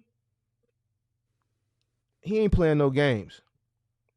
He's trying to make a point. I don't know what point he's trying to make. He may be looking to run for president later on down the line. Hey, man, this strike is going to continue to grow and grow and grow. They're not even close. So taking an auto parts run right now, it may be kind of risky because you may start in good and then it just may go kaput. So that's just me personally. I don't know, make your own well-informed decision. As a single member LLC, do you recommend paying yourself through payroll system or just taking distribution? As a single member LLC, do you recommend paying? Listen, I want to answer questions. Like, ask your questions just for Big Zo. I'm not really answering questions tonight. This is his testimonial. But I'm going to answer this last one. Do you recommend paying yourself through a payroll system or just taking distributions? You definitely want to pay yourself through a payroll system. You want to be accounted for as an individual. If you have the margins there where you can hire a CPA to manage it for you, I would do that. Let me see. Zoe, do you plan on getting a scheduled system when you have moved the same time as the contract? That's wifey, by the way. Oh, that's wifey. Yeah. Oh, she trying to put you on Front Street and embarrass you because. Yeah. Well, I just gave him the answer. Yeah, you want to put on. I gave him the answer to that. You want to do 3 moves a day.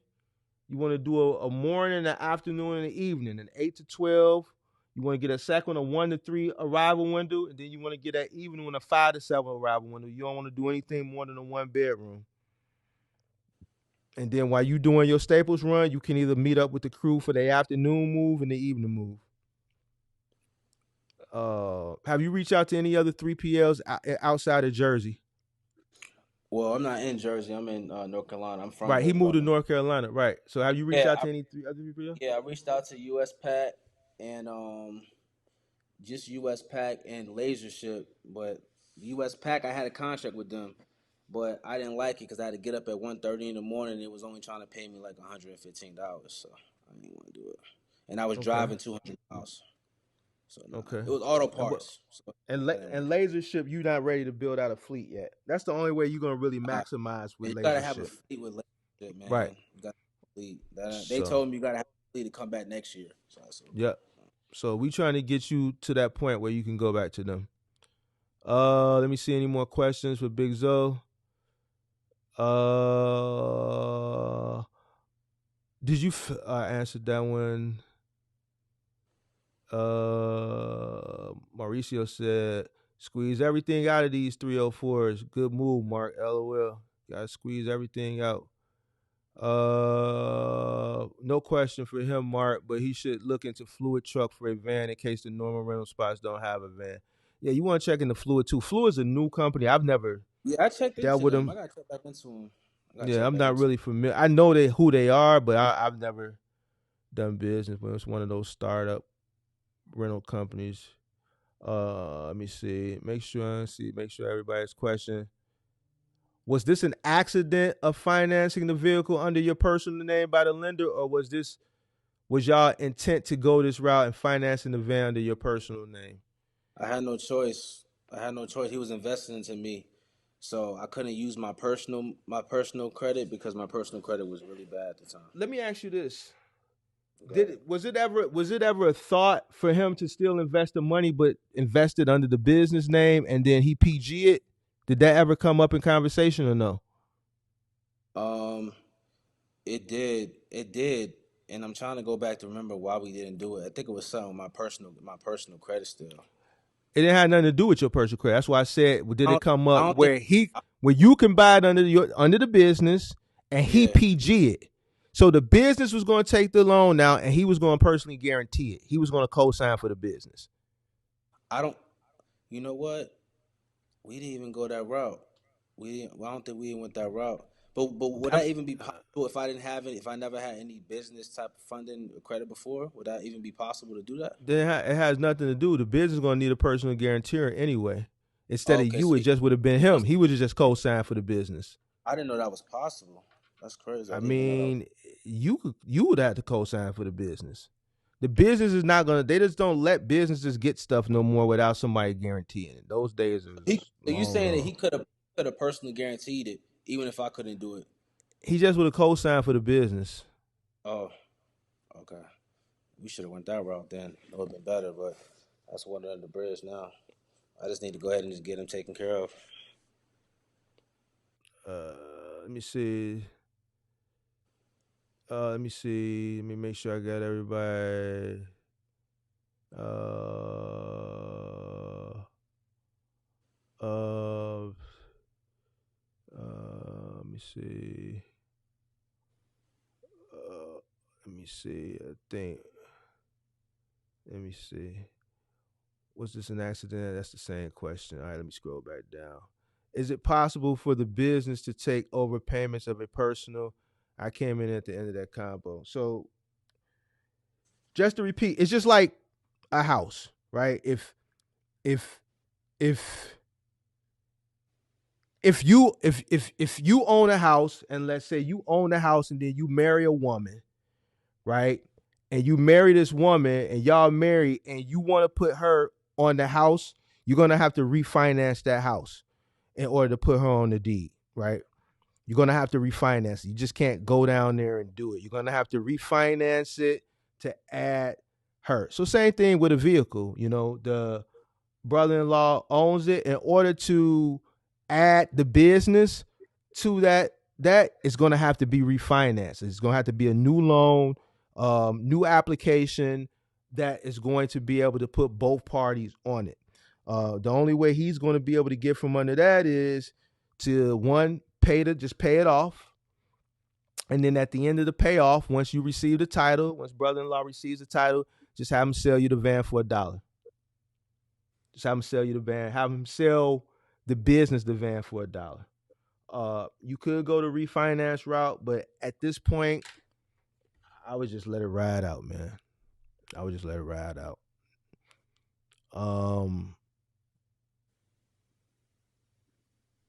Let me see. Malcolm says, if you're running that Staples route through Carrier Express, is that who you're running it through? Yeah. He says Staple route is gone if he's running it through Carrier Express. They're not loyal at all. So I guess he has experience. He's basically saying if you don't continue to run that because your van is broke down, they're gonna move on. Yeah. I've been in touch with them though, so I'm gonna get back in there. I've been in touch with them. I ain't just leave them hanging. I told them exactly what was going on. You should be going there tomorrow. I am gonna go there tomorrow. I'm gonna figure it out. You need to go rent you a truck and continue to do your route. Definitely going there tomorrow. Who helped you write the contract you came up with for your brother-in-law, and where did you get your information from? I did the contract myself. My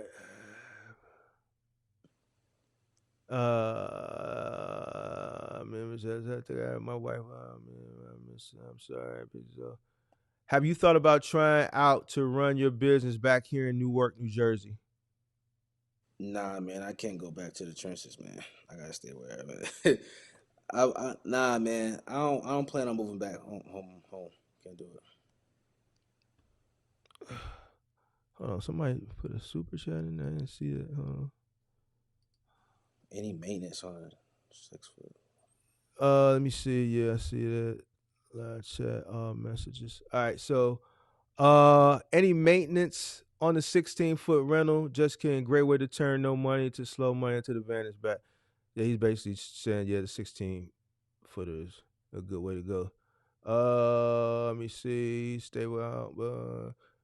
Do you recommend brother-in-law have a contract agreement of him being an investor? See, I'm curious to know how you wrote that contract up as well. I'm curious to see like what you put into that contract as well. What terms you put. What was the question again? Basically, what she wants to know is how was in layman's term, how was the contract structured? You know what I'm saying? Is it obviously you're going to pay back the principal. What was there an interest? Is there anything? Did he loan you the money just to get you started, and he just want his $10,000 back? Does he want his $10,000 back with interest? No, it's interest on it. I just need to go back. How much interest? You don't know how much interest you told him? Man, I gotta go back to the contract. Was it more than 10%? No. No, and I made the arrangements too. So no. So how much did you buy $10,000 for? Because that's basically what you did. You bought $10,000 like any other loan. When you take a loan, interest, you just buying money. So how much did you buy the $10,000 for? It's simple. You should know what you should know what you bought the money for.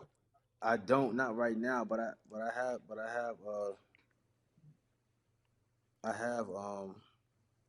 it up here. You think he know? He knows. Let's get him on the phone. Let's get him on the phone because I want to know. It's too late. Let's get him on the phone. Let's get him on the phone. Hold on, I got you. Hold on. Did you get the contract notarized?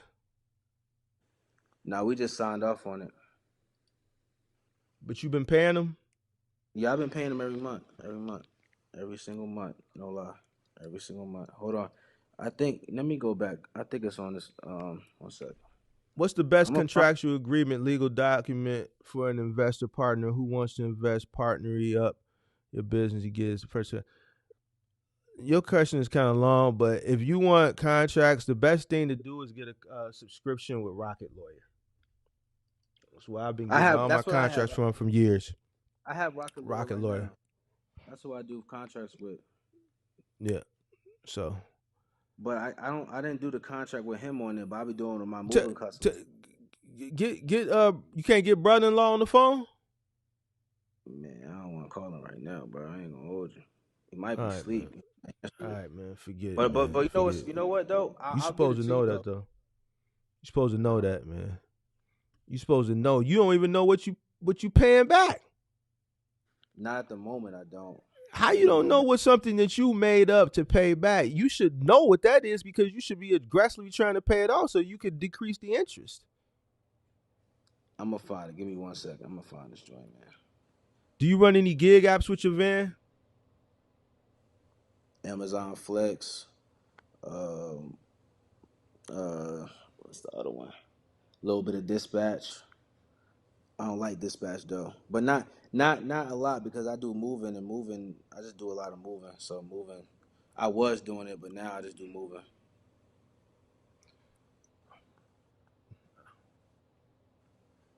Man, don't worry about it, man. It's taking you too long. So, all right, man. If anybody got no other questions, what percentage do you have to pay your investor even after his initials? That's what everybody want to know.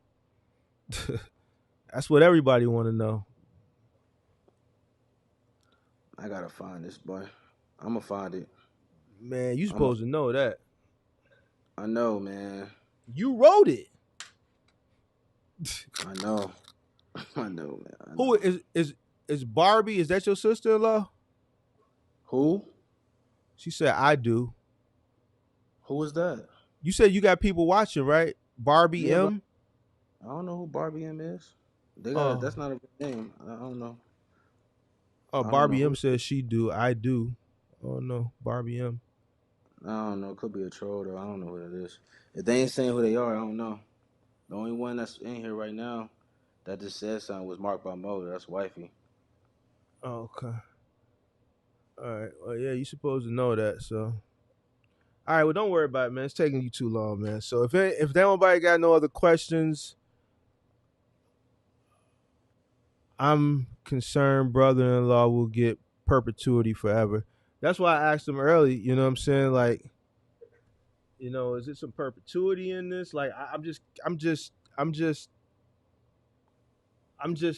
you know, curious to know what the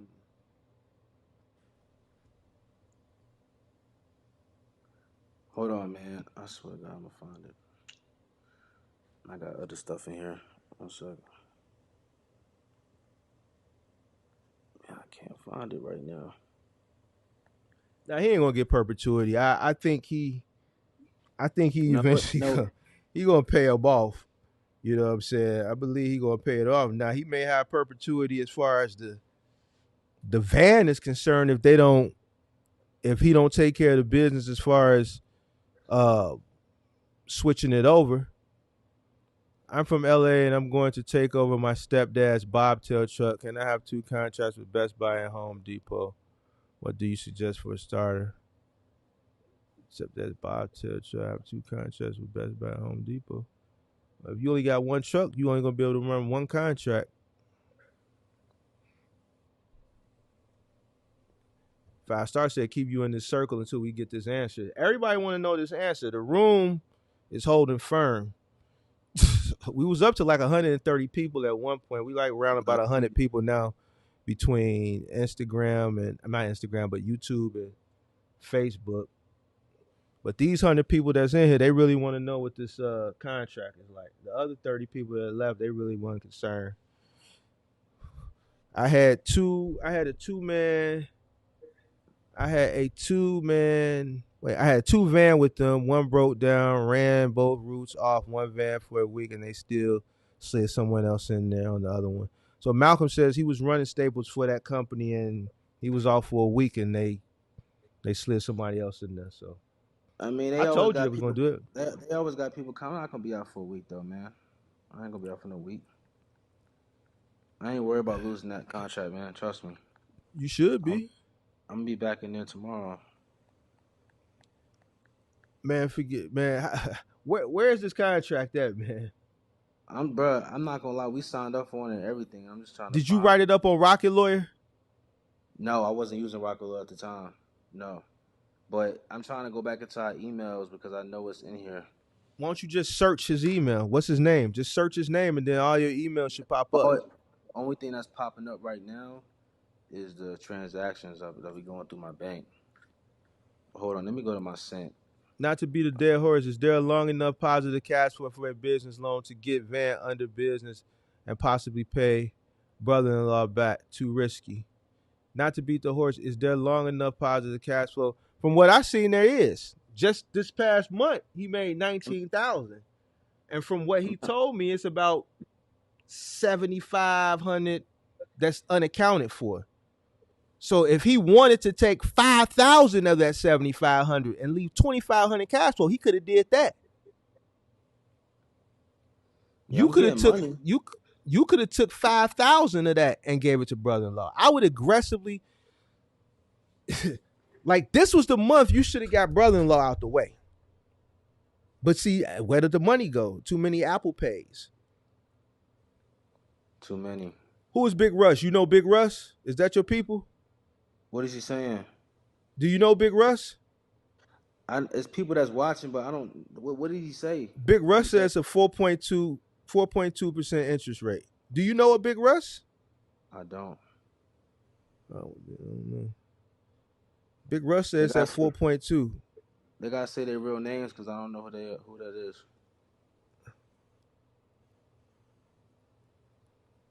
Yeah, but whatever it is, if the money that you told me, but you can't find out. People want me to hold you in a circle, but I don't feel like waiting, man. I gotta get up out of here, man. You supposed to know all this stuff. You supposed to know all this stuff. Hold on. I know how much money I lost today. I only made money today on my portfolio. I was down on my portfolio on everything except XRP. I lost money on everything in both of my portfolios and all my wallets except XRP. Okay, what is it? What is it? So I wrote this down, and I said he will receive his $10K investment back with 25% interest. 25% interest? For a total of 48 months, which is a total of $14,313.53. Why would... Nothing. I can't tell you why. That's your business. That's your business. 48 months. With 43, with 40, and I put with $4,313.53. Wait. Slow down. You borrowed $10,000, right? Yeah. You pay 25% interest back, right? Yeah, that's what I'm paying back. And what's the total payback you said? Total payback was $14,313.53. Why is it 14,000?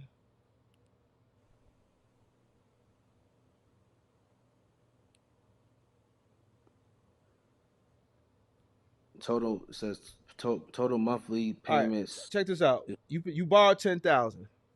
Yeah. Right. You paying 25% on that 10,000, right? Yeah. That's 12,500. So you should be paying $2,500 for 10. I should be paying how much? $2,500 for 10.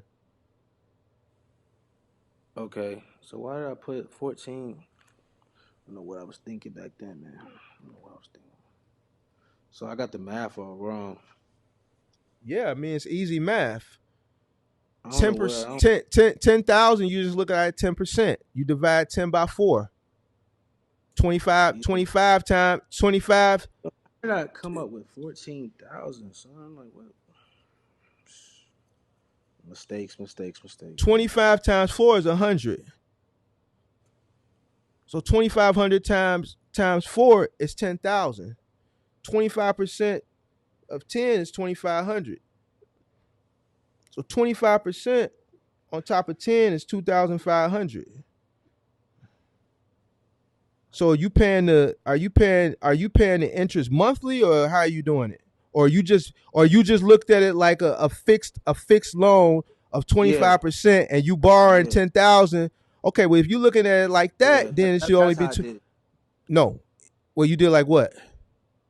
So compounded monthly. So then, all right, let's take a look. I said, all right, so what's the total? What's the total payback? 14,000, right? Yeah, $14,313.53.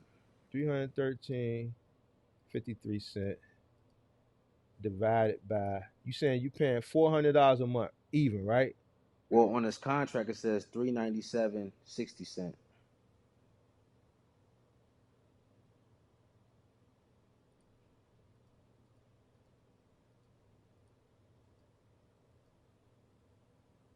Yeah, it's not right.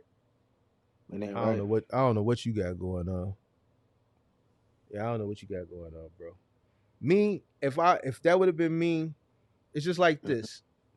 You borrow money, okay, boom. I'm gonna buy your money. I need to buy 10 grand from you. All right. I want to give you 20% on that 10 grand. So I'm gonna give you 20. I'm gonna give you 20 points. So you're gonna give me 10. I'm gonna give you 2. I'm gonna buy 10 for 2. So you're gonna give me 10. I'm gonna give you 12 back. So yeah, it should have been 12, not freaking. But see, I don't know how you structured the deal. It's just like a car loan or a house loan. Are you paying interest every month? Yes, interest. I guess it's interest every month. I don't even know how I did this.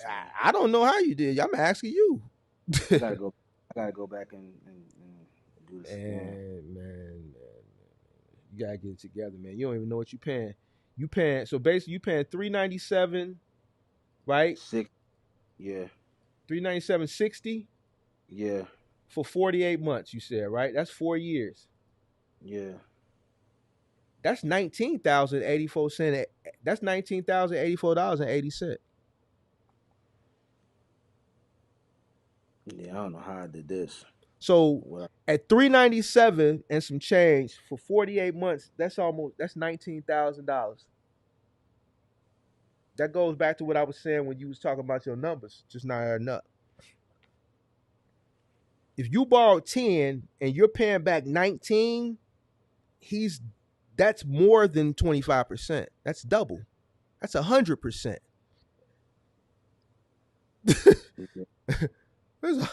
That's damn near 100%. Yeah.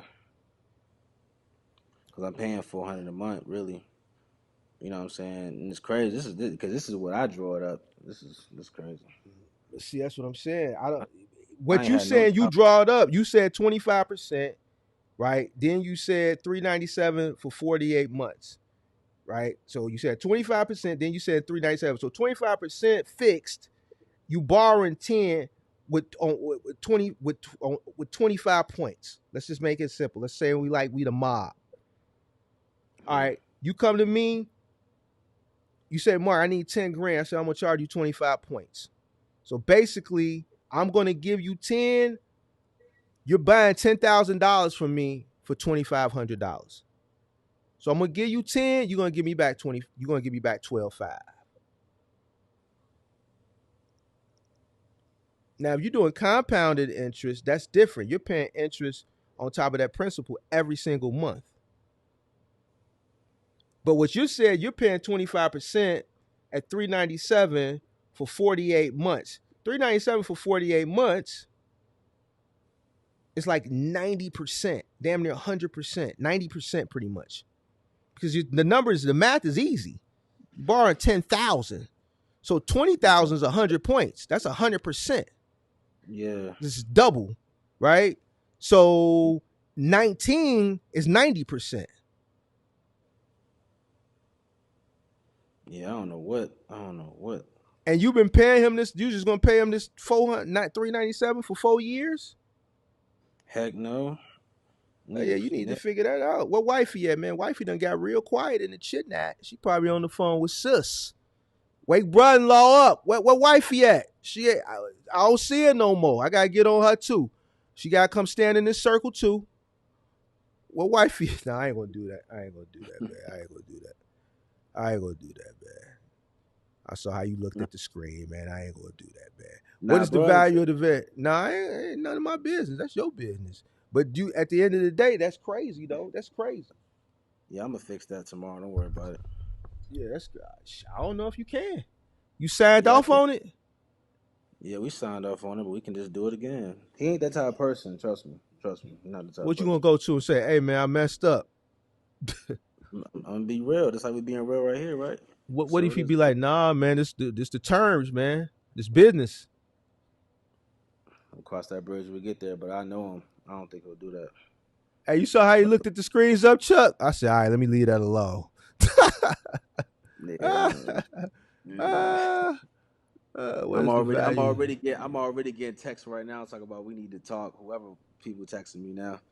I guess. Hey, I gave my. It's from other people. That's watching. Yeah. Yeah. Hey, check it out. I gave my disclaimer at the beginning.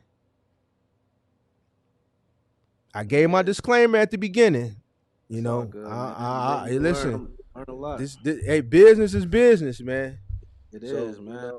Hard feelings. Here's the thing. I don't care what anybody got to say about it. Check this out. Here's the thing about testimonials, because I wish I would have had a me back in 2010 when I first got started. I picked up really quick because I got a degree in business, right? Mm-hmm. So I was able to pick up stuff real quick, all right? But there was a lot of things that I wish I knew that I didn't have nobody to go through, and I had to figure that stuff out. So look, these testimonials, it's not even harsh. It's just accountability. You know what I'm saying? Because the thing is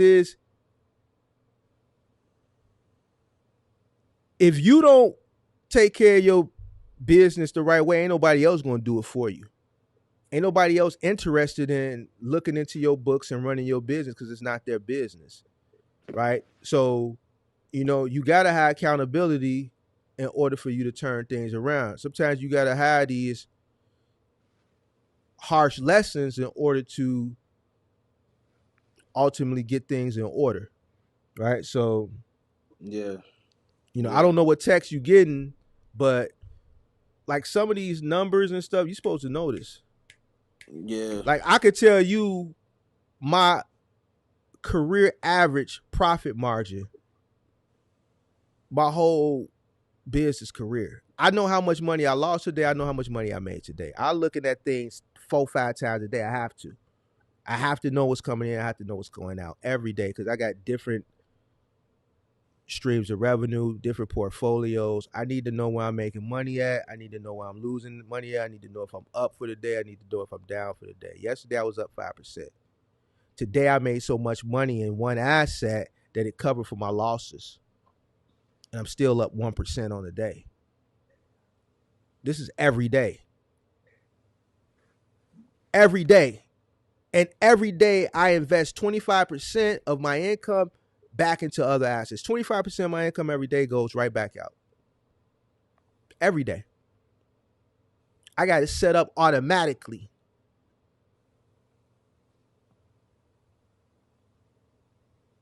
I have it set up automatically.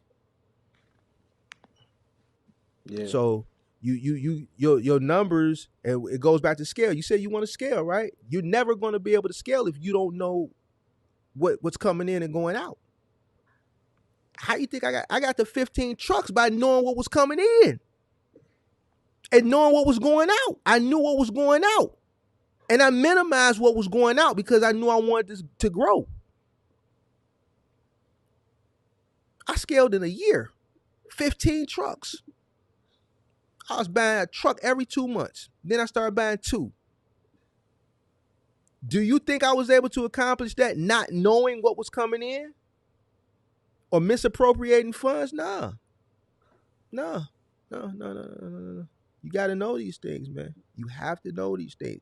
You should know these things like that. No, I'm about to get on it, man. You looking at your phone. I don't know who texting you.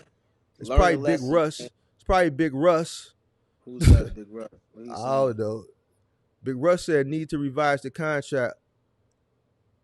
I don't know. Yeah. Do you know Big Russ? Or is that somebody just tweaking? Trolling in the chat. What is he saying? Because I might know that. I might know him. No, that ain't Big Russ. Big Russ don't know you. He just messing with you. How much did you pay off to Bro altogether so far? Oh, man.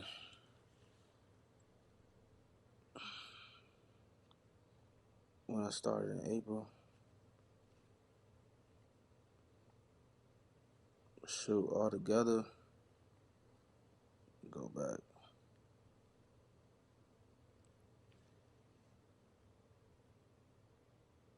Forget it, bro. Don't worry about it. Get your stuff together, man. Get it together, man. You want to grow, man. You got to have this together, bro. You're going to have to make some sacrifices. You got to get your books in order. You'll never grow. Never will grow if you don't got your books in order. All right? Get them in order, bro. You got anything you want to say? Huh? 1,600 so far since 1,600 April. what? I Since paid them April? so. Yeah. So that's $400 a month. Yeah. Well, you only 1,600. paid them for 4 months there. Yeah. Yeah. But the way you got it structured, 48 months at $397, let's say 400, that's 19 grand. That's way more than 25%. Yeah, I'm gonna That's go and that's a revise. that's 90%. So the way you should have structured this deal is, look, I need the 10 grand. Can you put the 10 grand down? I'll pay you 25 points on the dollar.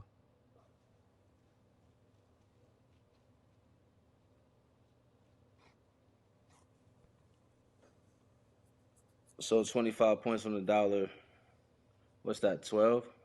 25%, man. All right. I want to buy 10,000 for you for $2,500. You give me 10, I give you back 12.5. So he's making $2,500 for loaning you 10. But on a deal like that, you're gonna have to aggressively pay him back. Like, you can't stretch this out for 4 years. It's not even. It don't even make sense to do that. I don't know why I did that. Well, it wouldn't even, like, it's not even good for you to stretch it out that long. You need to get him out the way quick. It's $7,500 that's unaccounted for right now. You could have sent 5,000 of that to him.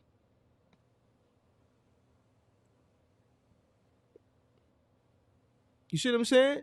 So, you need to talk to him and restructure that, because the way you going on 4 years at $400, that's $19,000. Yeah. So basically, you bought another van. You bought 3/4 of another van off a $10,000 down payment, plus the note that you pay, the $750. You see what I'm saying? Yeah.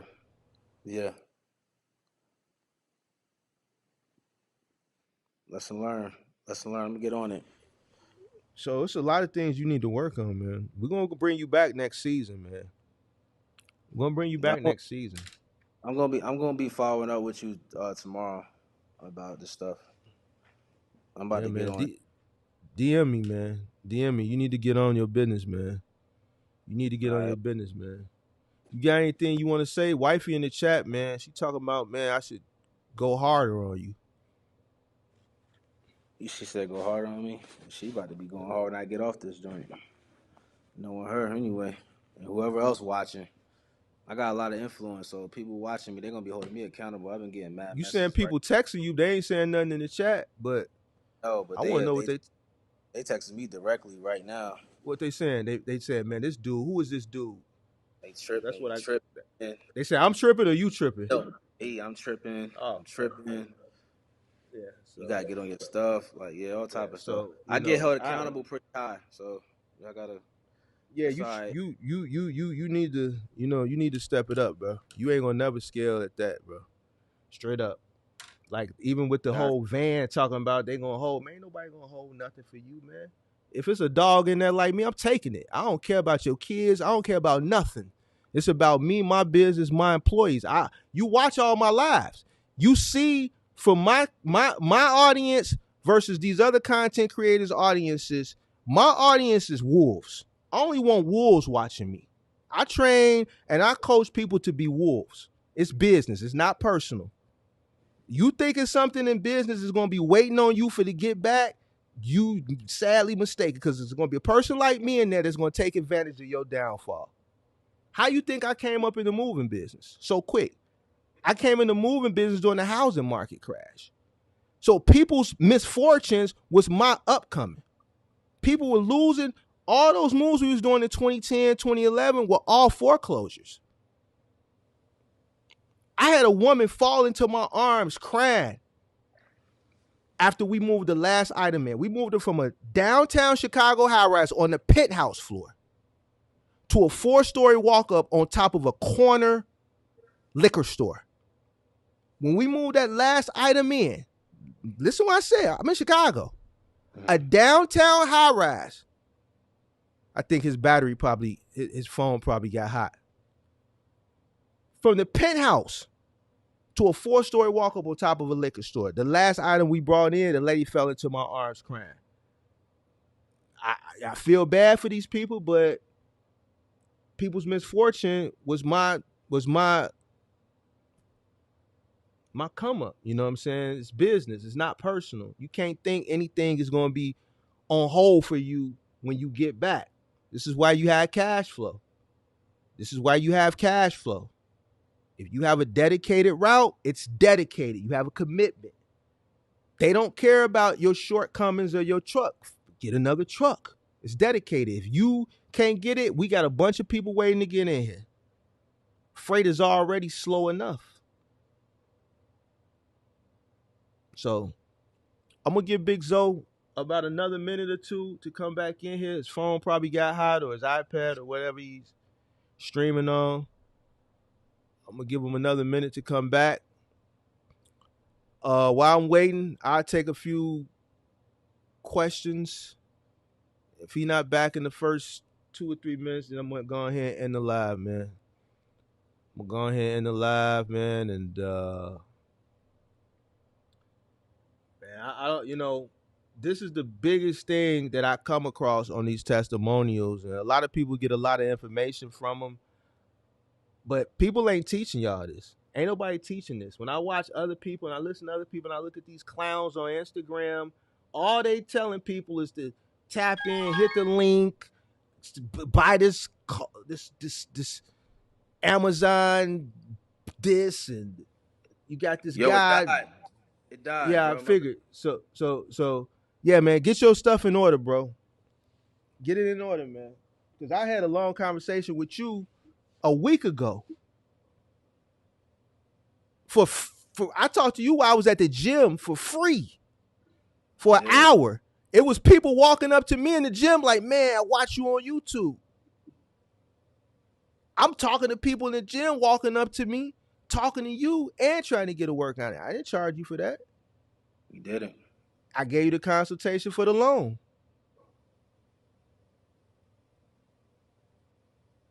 Which I ain't doing. You let me down because you took the blueprint. You went from 4,000 to 11,000 to 19,000 off the blueprint. So you followed the blueprint. The blueprint works. It does.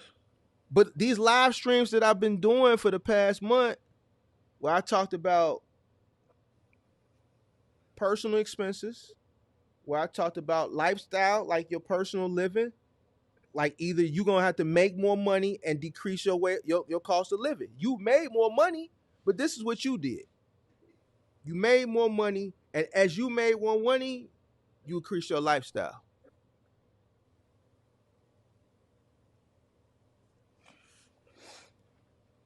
You ain't at that point yet.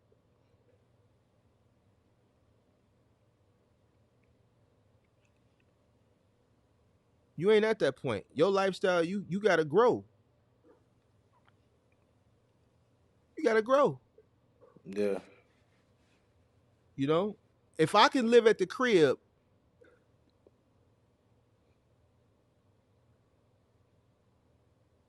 my first M, I was still at the crib. I did my first M in 2014. I moved out and got this place in September 2014. My first M was in 2014. I was still at the crib 3/4 of that year. Lost my girl January of that year. Fat. Did I? Hey. Yeah. But I had that decision though. Like, I need that bread. I need it.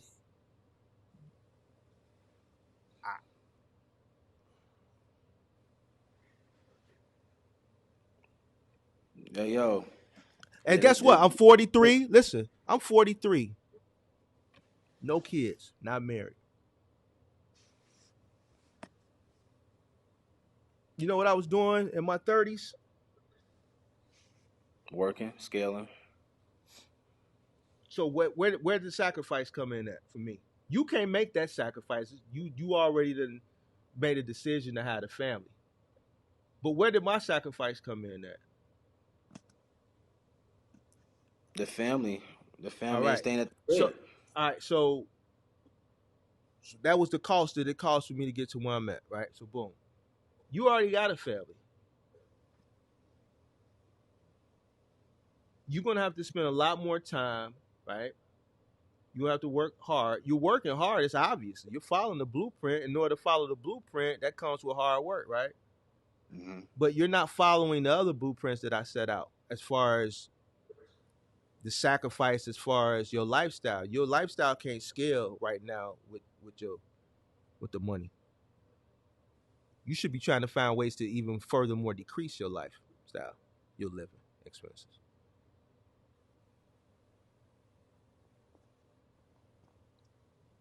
And you need to get your books in order.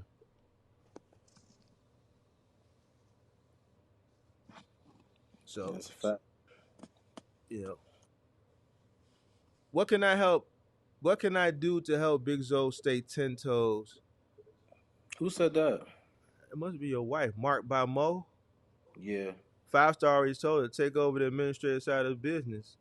She gonna need to learn how to handle the books and hold you accountable.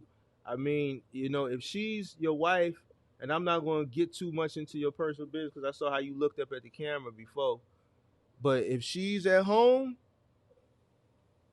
then somebody gonna have to account. Like, sacrifice gonna have to come from both sides.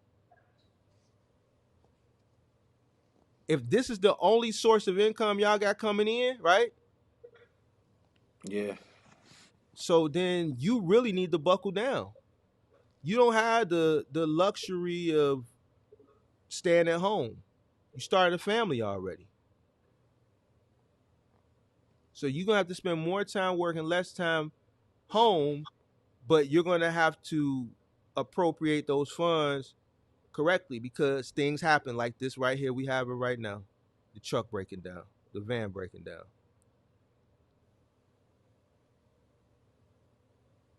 So then what? This is the only source of income. Mm-hmm. It's the only source of income. You don't have a diversified portfolio of different businesses while one business is struggling. When my trucking business was struggling, I got the moving business. The whole 2017, my trucking business struggled. Why? Because I became the 3PL. I became the 3PL. I got all the freight coming to the warehouse, right? But because I'm a 3PL, I got to wait to get paid when nonstop get paid. Well, you got a warehouse. You ain't no independent contractor. You got a warehouse. You got money. So you can wait 120 days. So pretty much all the money that I made in 2017, I didn't get paid to 2018. And guess what? All the trucking money started to dwindle down. What floated the trucking company? The moving company. My portfolio of business was diversified. I had another business to keep this business afloat.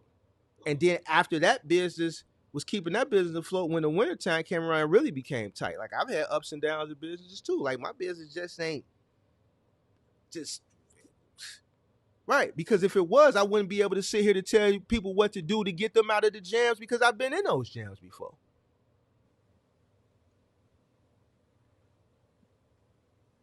So things happen.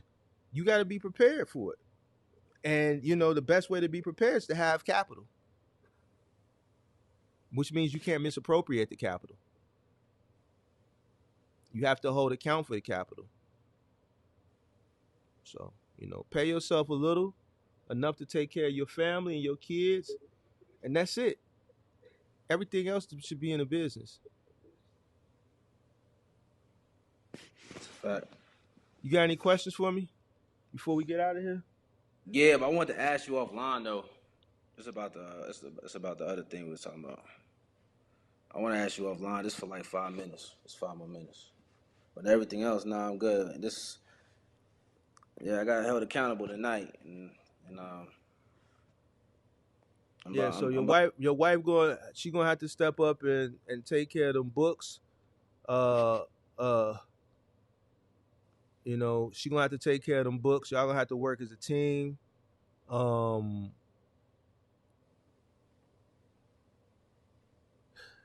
your books is gonna hold you back from scaling, bro. You'll never be able to scale if that money ain't accounted for.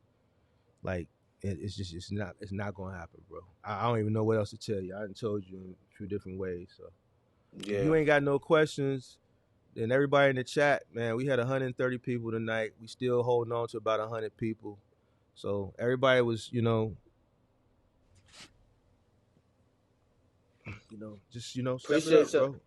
Appreciate y'all watching though, man. Appreciate y'all watching. You got anything you want to say to the people out there watching? Yeah, man. Next time I come back up here, it's gonna be a different story. This is motivating. This not. I don't feel nothing. This is motivating for me because I need because being held accountable is what we need. And I'm a grown man and a businessman at the end of the day. And this is why I came to you. This is why I'm on here now because I knew I was doing things wrong to begin with before I even came up here. So I knew this was gonna happen. So I'm gonna take everything tonight and hit it tonight. As soon as we get off the live, start looking at all this stuff again and correct these errors that I got going on before it get any worse. But Mark, I'm definitely gonna be hollering at you though, for sure. Okay. All right, man. I appreciate everybody for tuning in. Man, I'm gonna be honest with you. Yeah, yo. You stay on for like 4 minutes. Yeah, once the outro go out, you'll be able to hear me. Just let the outro play out. All right, guys. I appreciate everybody. I'm not finna hold y'all, guys. I've been cooking all week. I really want to take tomorrow off. I might do a show tomorrow. I might not. If y'all don't see me, if y'all don't see me tomorrow night, then I did tonight. Me and Kurt did last night. Me and Kurt did Monday night. Did I do something Sunday night? I think we did do something. Oh yeah, we did the thing with E-Double Sunday. I had an extra night because I had to listen to E-Double. Then we did Monday, we did Tuesday, we did Wednesday. So I might do a show tomorrow. Just keep your notifications on. If not, guys, I gotta take a day off. And if I take tomorrow off, the Chicago Marathon is Sunday, so I won't be able to leave the house because I live downtown Chicago and they're gonna have the streets blocked off. So I'm gonna be stuck in the house all day Sunday. I can't leave because of the marathon. If I don't do a show tomorrow, I'll make up for it Sunday, guys. I'll do a good show for y'all Sunday. So I appreciate y'all. If you want to be on testimonials, if you're not scared, if you ain't scared, I'm gonna put my email right here in the chat. I'm gonna put my email in the chat.